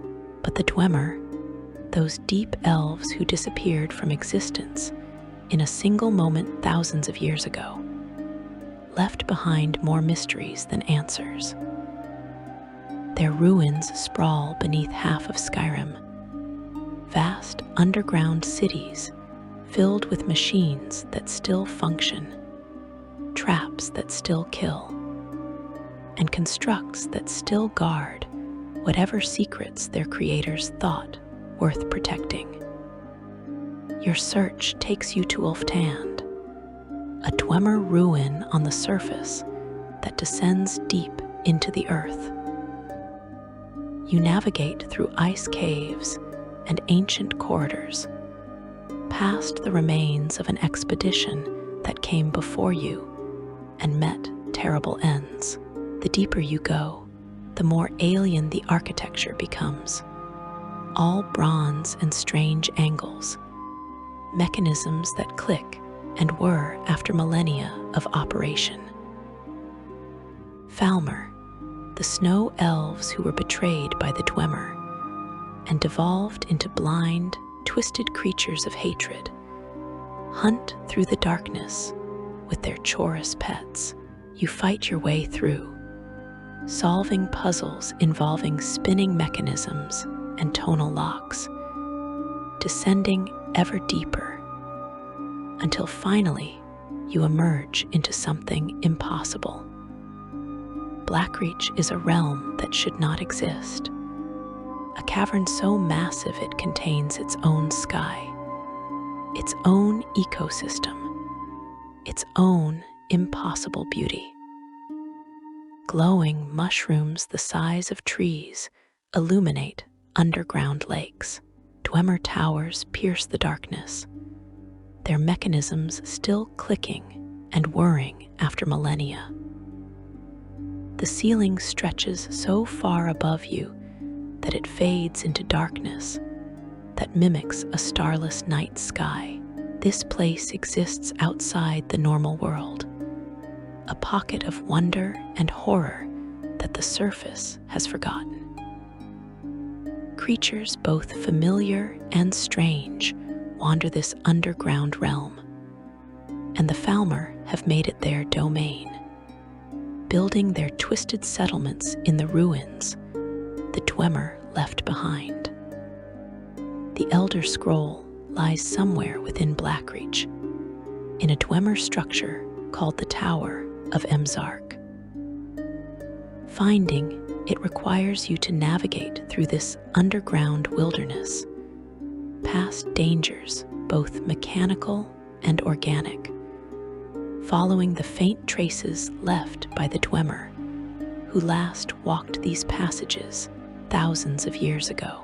The tower itself is a marvel of engineering, a structure that seems to serve no practical purpose until you realize it is a device, a machine built to read and store knowledge that exists outside normal time. In the tower of Emzark's uppermost chamber, you find the oculary, a complex mechanism of lenses and focusing crystals. Through trial and experimentation, you align the device, and it reveals a hidden receptacle containing an Elder Scroll, a cylinder that seems to weigh far more than its size suggests, as if it contains more than just physical matter. Looking at it too long makes your eyes hurt in ways that have nothing to do with physical strain, as if your mind is trying to perceive dimensions it was not built to understand. You carry the Elder Scroll up through Blackreach, back to the surface, and then up the 7,000 steps to the throat of the world, to the exact location where Paarthurnax told you the ancient tongues fought Alduin thousands of years ago. The old dragon is waiting for you, curious and concerned in equal measure. Elder Scrolls are dangerous, he warns. They contain knowledge that mortal minds were not meant to hold. Reading one can drive you mad, can blind you literally or metaphorically, can trap you in visions of might have been or never was. But you have no choice. You need Dragonrend, and this is the only way to learn it. You open the Elder Scroll at the summit of the world, and reality fractures around you. Time ceases to be linear. You are still on the mountain, but you are also in the past, witnessing events that happened thousands of years ago, as if you stand among them. 3 ancient Nordic heroes materialize around you, warriors from the Merethic era, champions who stood against the dragons when the world was young. Gormlaith Goldenhilt, a warrior woman of legendary ferocity who speaks with absolute confidence. Hakon One-Eye, a king and tactician who balances caution with courage. Feldir the Old, a mage and scholar who understands that some battles cannot be won through strength alone. They speak to each other, these ghosts of the past, and they speak to Alduin, who appears in the sky above them, massive and terrible, and convinced of his own invincibility. The battle unfolds before your eyes, and you watch as they use conventional weapons and shouts, fighting with everything they have, and it is not enough. Alduin is too powerful, too ancient, too much a part of the world's fundamental structure to be killed by mortal means. The heroes realize this, and in that moment of desperate need, they create something new. They speak words that should not exist, a shout born from mortal understanding of mortality itself. Jor Zafral, mortal, finite, temporary. Dragonrend, the thumb that forces an immortal being to comprehend death, to feel the terror of ending, to experience the fundamental wrongness of cessation. Alduin crashes from the sky, overwhelmed not by physical force, but by existential horror. For the first time in his existence, he understands that he might truly end, that his consciousness might simply stop, that there might be nothing after. The ancient heroes attack while Alduin is grounded, but even with Dragonrend, they cannot kill him. He is too powerful, and they know it.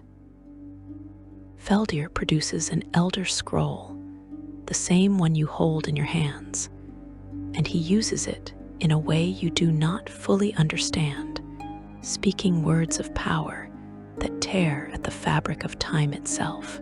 Alduin is ripped from this moment and thrown forward through time, banished to a future where he will become someone else's problem. The 3 heroes disappear as the vision ends, but their gift remains. The words of Dragonrend are burned into your soul, knowledge that feels wrong and right simultaneously, a shout that no dragon can speak, but that you, with your mortal understanding and dragon soul, can wield. You close the Elder Scroll, and the weight of what you just witnessed settles upon you. The scroll's power exacts its price. Your vision blurs for a moment, and you understand that reading it again would cost you more, that these artifacts are not meant to be used lightly or often, but you have what you need. You have Dragonrend, the one weapon that can bring Alduin to Earth, that can make the World Eater vulnerable. Paarthurnax speaks to you of what must happen next. Alduin will come, he says. The World Eater will sense the power you have claimed, will know that you now possess the means to truly threaten him. You must face him here, on this mountain where he was banished before, and you must do what the ancient heroes could not. You must kill him permanently, absorb his soul, end him so completely that he cannot return or be resurrected. This is your purpose, Paarthurnax says. This is why the Dragonborn exists.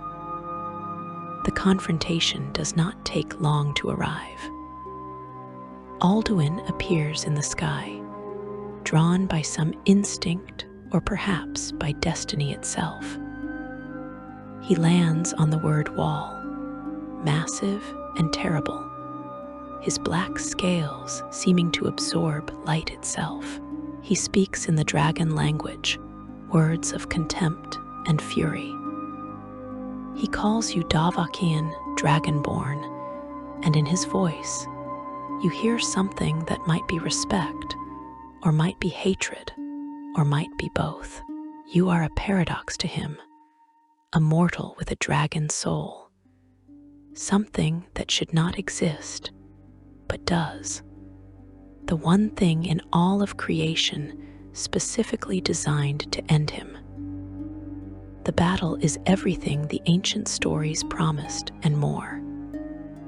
Alduin attacks with fire and thumb and physical might that can shatter stone.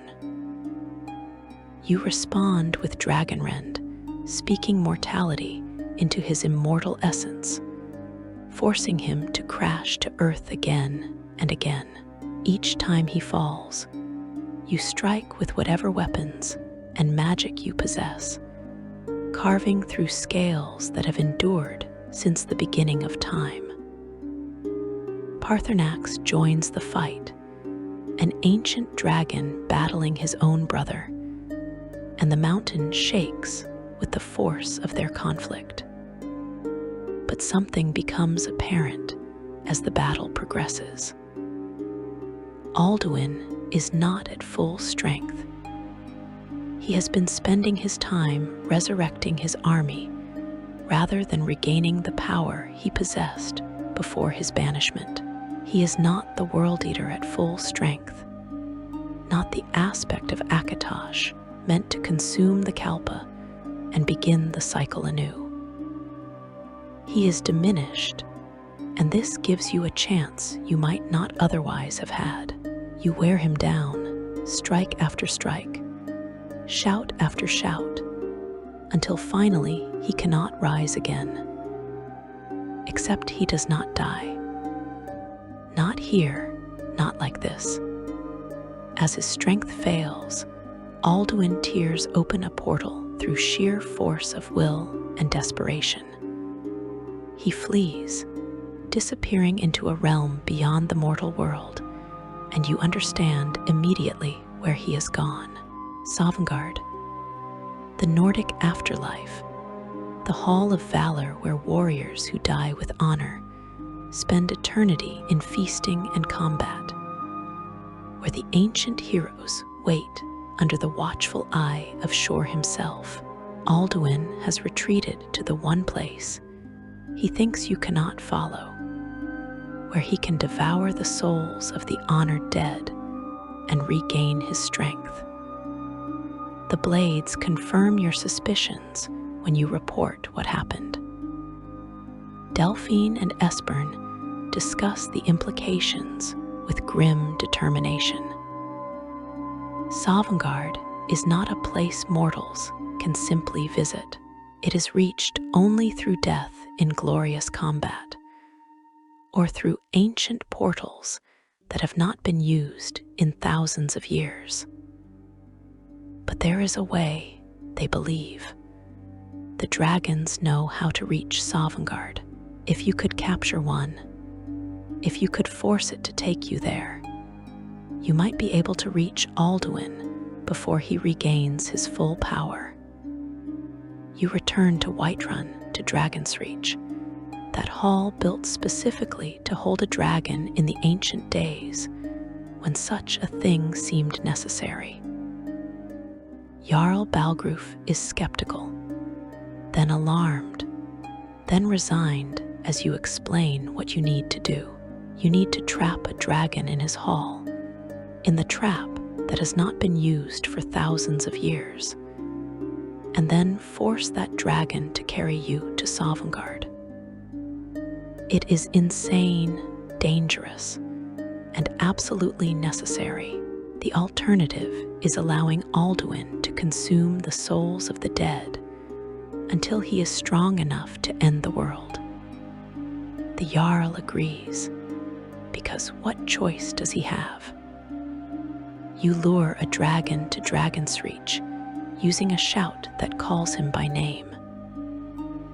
Odahviing is one of Alduin's lieutenants, powerful and cunning, but also curious about the Dragonborn who has been killing his kind.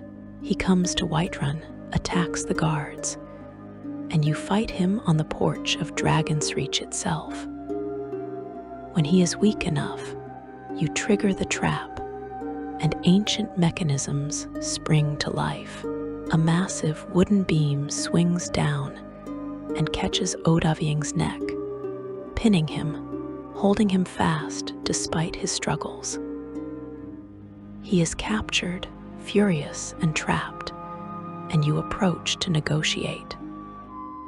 Dragons respect strength above all else, and you have proven yours.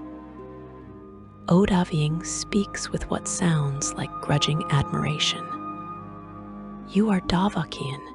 You have defeated him in combat, and by dragon custom, he owes you a debt. More than that, something in his tone suggests doubt when you mention Alduin's actions. Perhaps the World Eater's behavior troubles him, goes against what he understood Alduin's purpose to be. Dragons are difficult to read, their emotions alien to mortal understanding, but his willingness to cooperate might indicate that his loyalty to Alduin has limits. He agrees to your terms. He will carry you to Sovngarde through Skuldafn, an ancient temple high in the mountains near the border with Morrowind, where a portal to the Nordic afterlife can be opened. In exchange, you will release him, trusting his word that he will not simply fly away or betray you. It is a calculated risk, but you have no choice. You release the trap, and Odahviing keeps his word. He allows you to climb onto his back, and then he takes flight. The journey to Skuldafn is a moment of surreal beauty, flying on dragonback over the mountains of Skyrim, seeing the province spread below you in all its harsh majesty. Odahviing lands at the temple and waits while you go inside. Unwilling or unable to enter Sovngarde himself, perhaps because he is not dead, or perhaps because even dragons have limits to where they can travel. You fight through the temple, past Draugr and dragon priests, solving puzzles and avoiding traps, until you reach the summit where the portal waits. The dragon priest Nokrian guards the portal, a lich in ornate armor who wields magic and a staff of terrible power.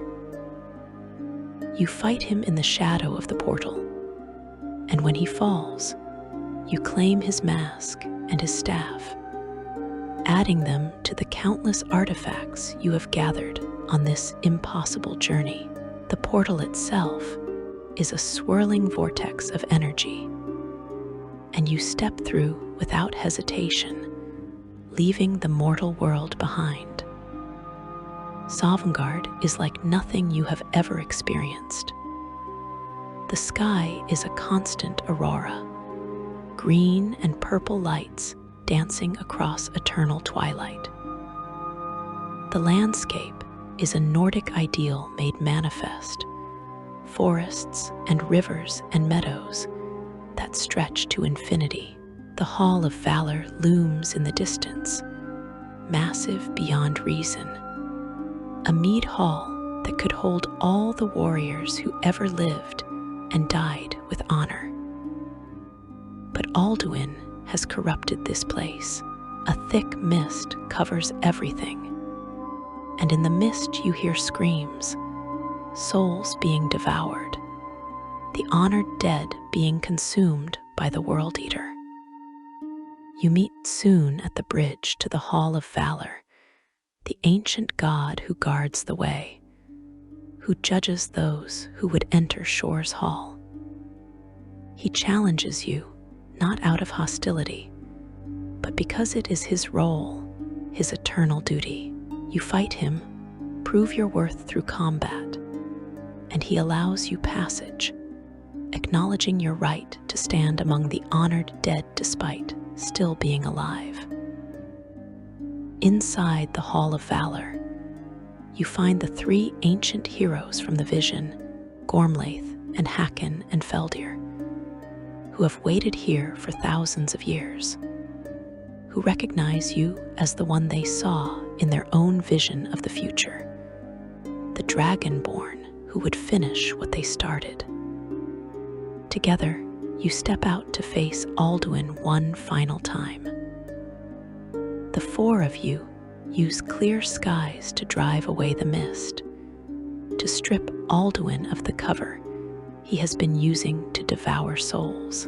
He appears massive and enraged, and the final battle begins in the realm of the dead, the place where heroes go to rest, and where the World Eater thought he would be safe. Section 6. The World Eater's End and Your Legacy.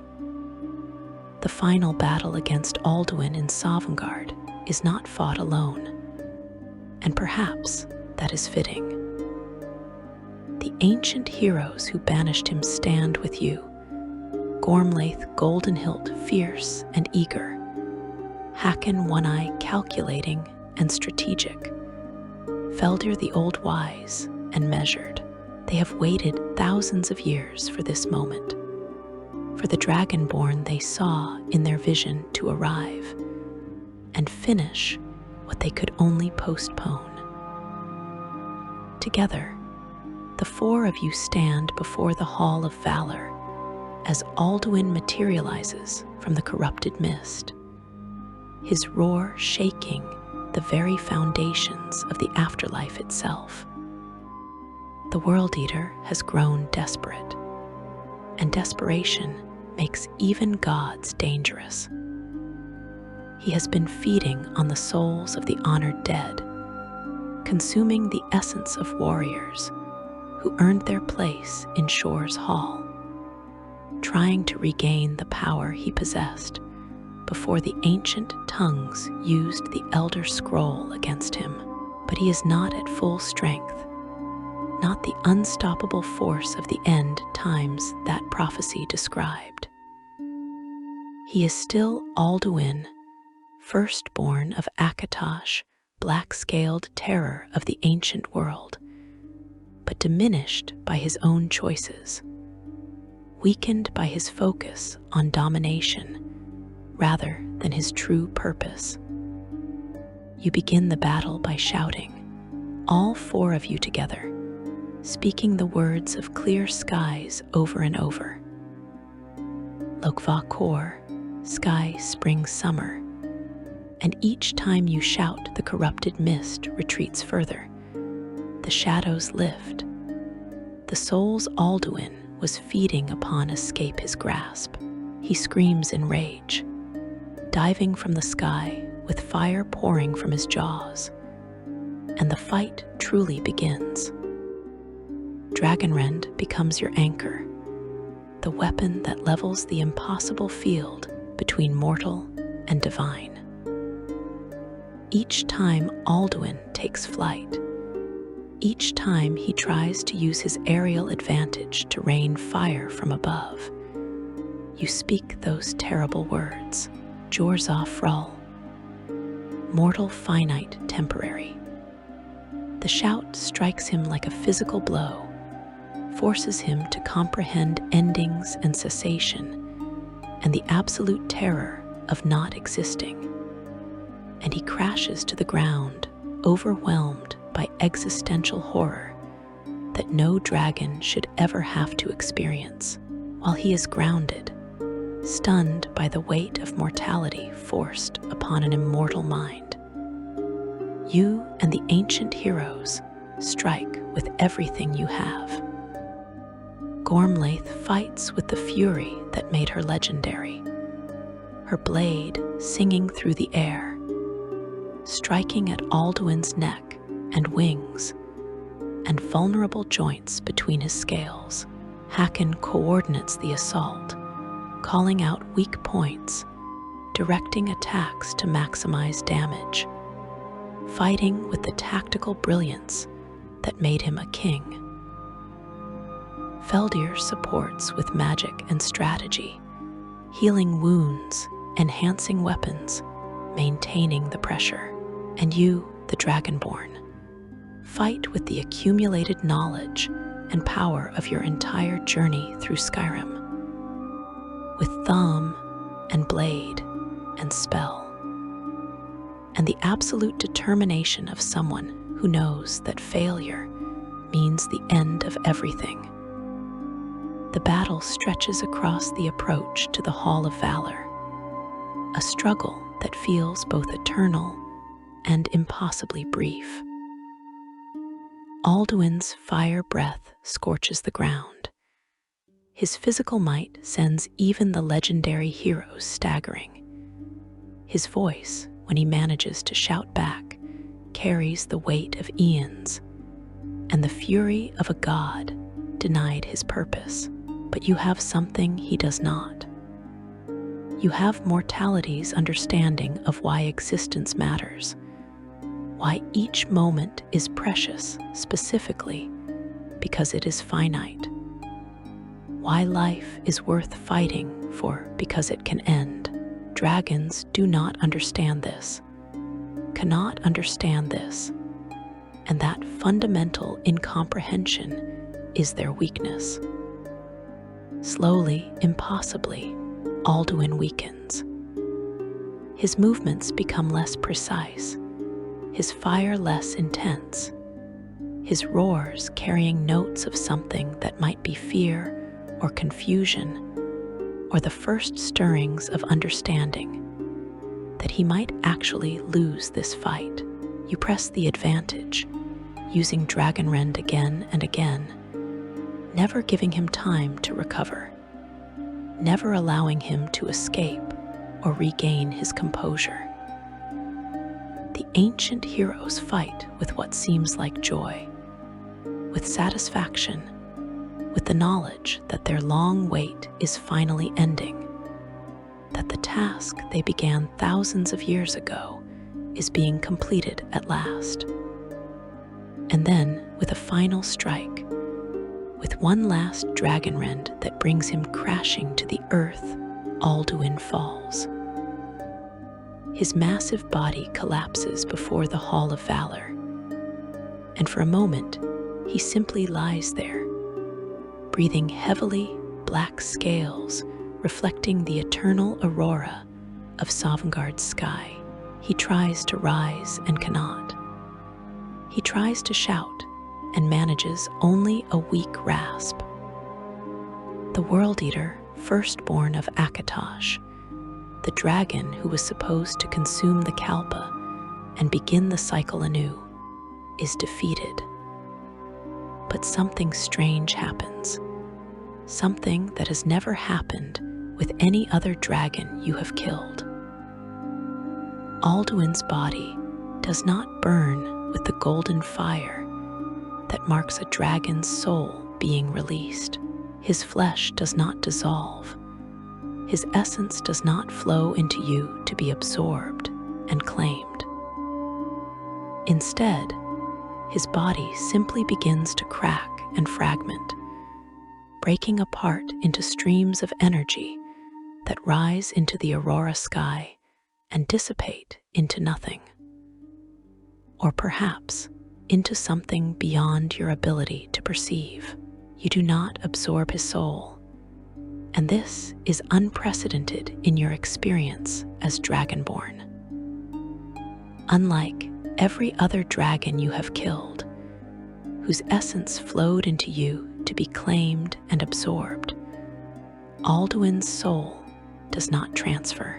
Whether this is because Alduin is fundamentally different from other dragons, because he is an aspect of Akatosh himself, tied to the very fabric of time, or for some other reason you cannot say with certainty. The three ancient heroes approach as Alduin's remains fade completely. They speak to you with respect, with gratitude, with the satisfaction of warriors who have finally seen their task completed. This was a mighty deed, they say. The doom of Alduin will be sung in Shore's Hall forever. They have fought beside the Dragonborn, witnessed the end of the World Eater, and now they can truly rest, their purpose fulfilled. They turn and walk toward the Hall of Valor, their forms fading as they go, returning to the feast and the eternal combat that awaits the honored dead. Soon appears the ancient god who guards the bridge, and he speaks to you with something approaching reverence. You have done what heroes of old could not, he says. You have ended the threat to Sovngarde, freed the souls that Alduin was consuming, and proven yourself worthy of recognition by the gods themselves. He teaches you a new shout as a reward, the call of valor, the ability to summon heroes from Sovngarde to fight beside you in the mortal world.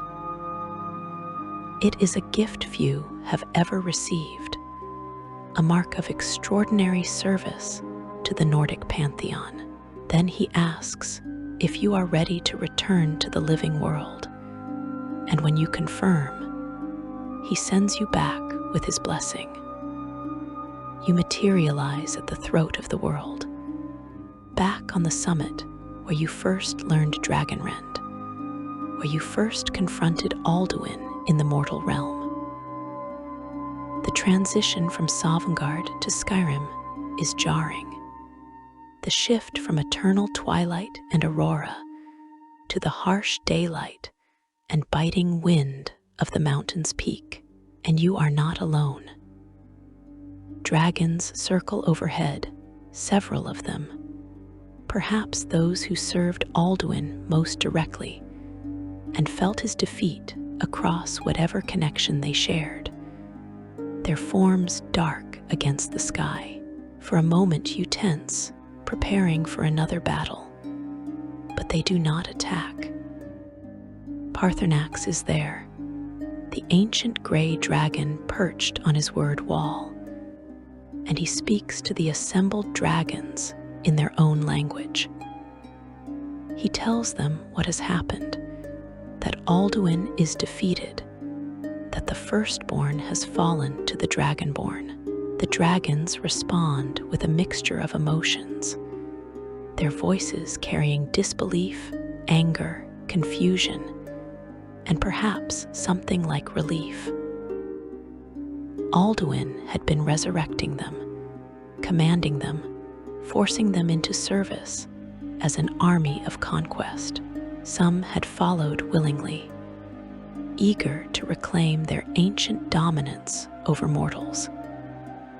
Others had been uncertain, troubled by Alduin's deviation from his prophesied purpose.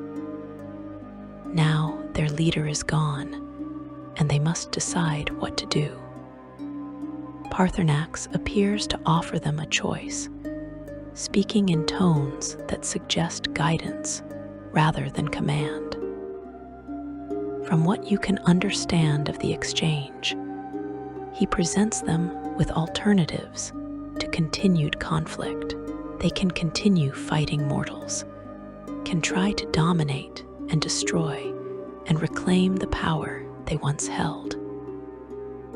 But mortals have the Dragonborn now, and the Dragonborn has proven capable of killing dragons permanently, of absorbing their souls and preventing their resurrection.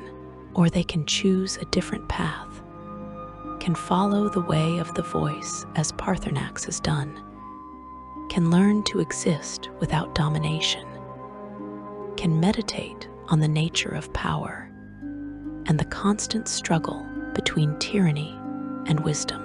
It is not an easy choice for creatures whose very nature drives them toward dominance. But it is a choice, and that alone is remarkable.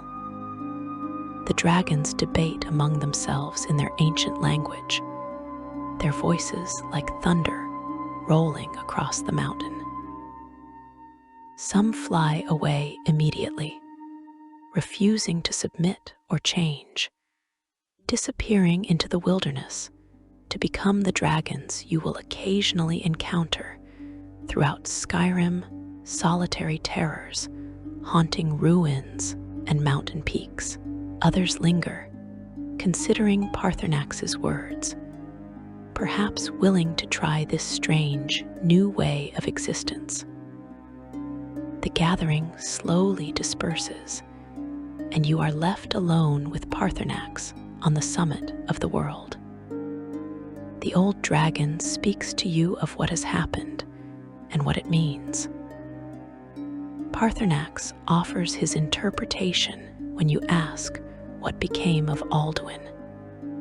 He believes Alduin is not truly destroyed in the absolute sense, but rather defeated and removed from this Kalpa. Whether the World Eater waits somewhere beyond mortal understanding for the true end of time when his purpose will be properly fulfilled, or whether he is genuinely gone forever, unmade by his failure to be what he was meant to be. Even Paarthurnax admits he cannot know with certainty. What matters, he says, is that Alduin is gone from this world, from this age, and the immediate threat is ended. But the world is not saved in the absolute sense, Paarthurnax continues. Problems remain. The civil war still tears Skyrim apart.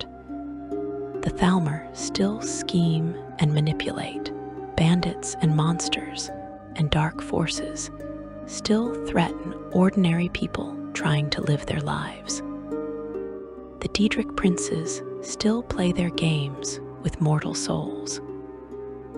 Dragons still exist, and many will not choose the peaceful path Paarthurnax offers.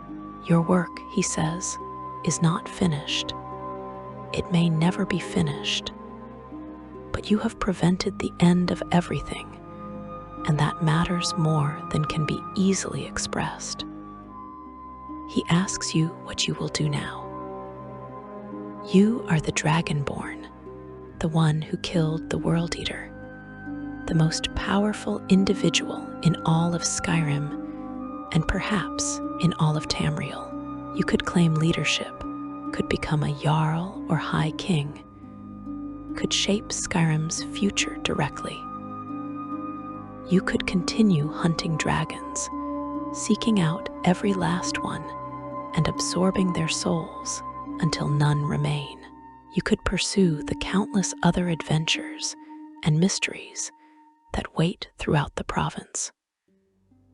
You could simply walk away, find a quiet place, and live the rest of your life in peace, knowing you have done more than anyone could reasonably ask.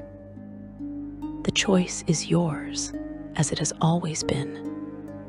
You are not bound by prophecy anymore, not driven by ancient words carved in stone thousands of years ago. You fulfilled your destiny when you defeated Alduin, and everything that comes after is yours to decide. This is both freedom and burden, the weight of potential unlimited by fate or external direction. You descend from the mountain, leaving Parthenax to his meditations, and you return to the world of mortals.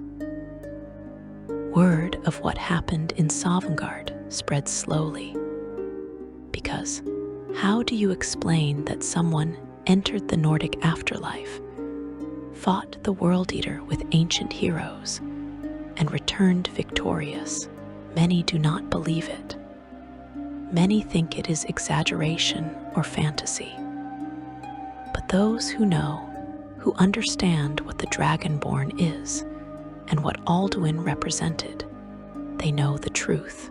Skyrim continues because you stood between the world and its ending, because you learned an impossible shout and fought an impossible battle and won. Your legacy will be debated and discussed for generations. Some will remember you as the hero who saved the world.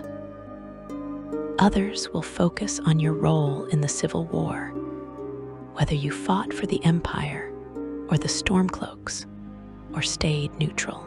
Still others will remember the smaller things, the quests you completed, the people you helped, the choices you made in moments when no one was watching.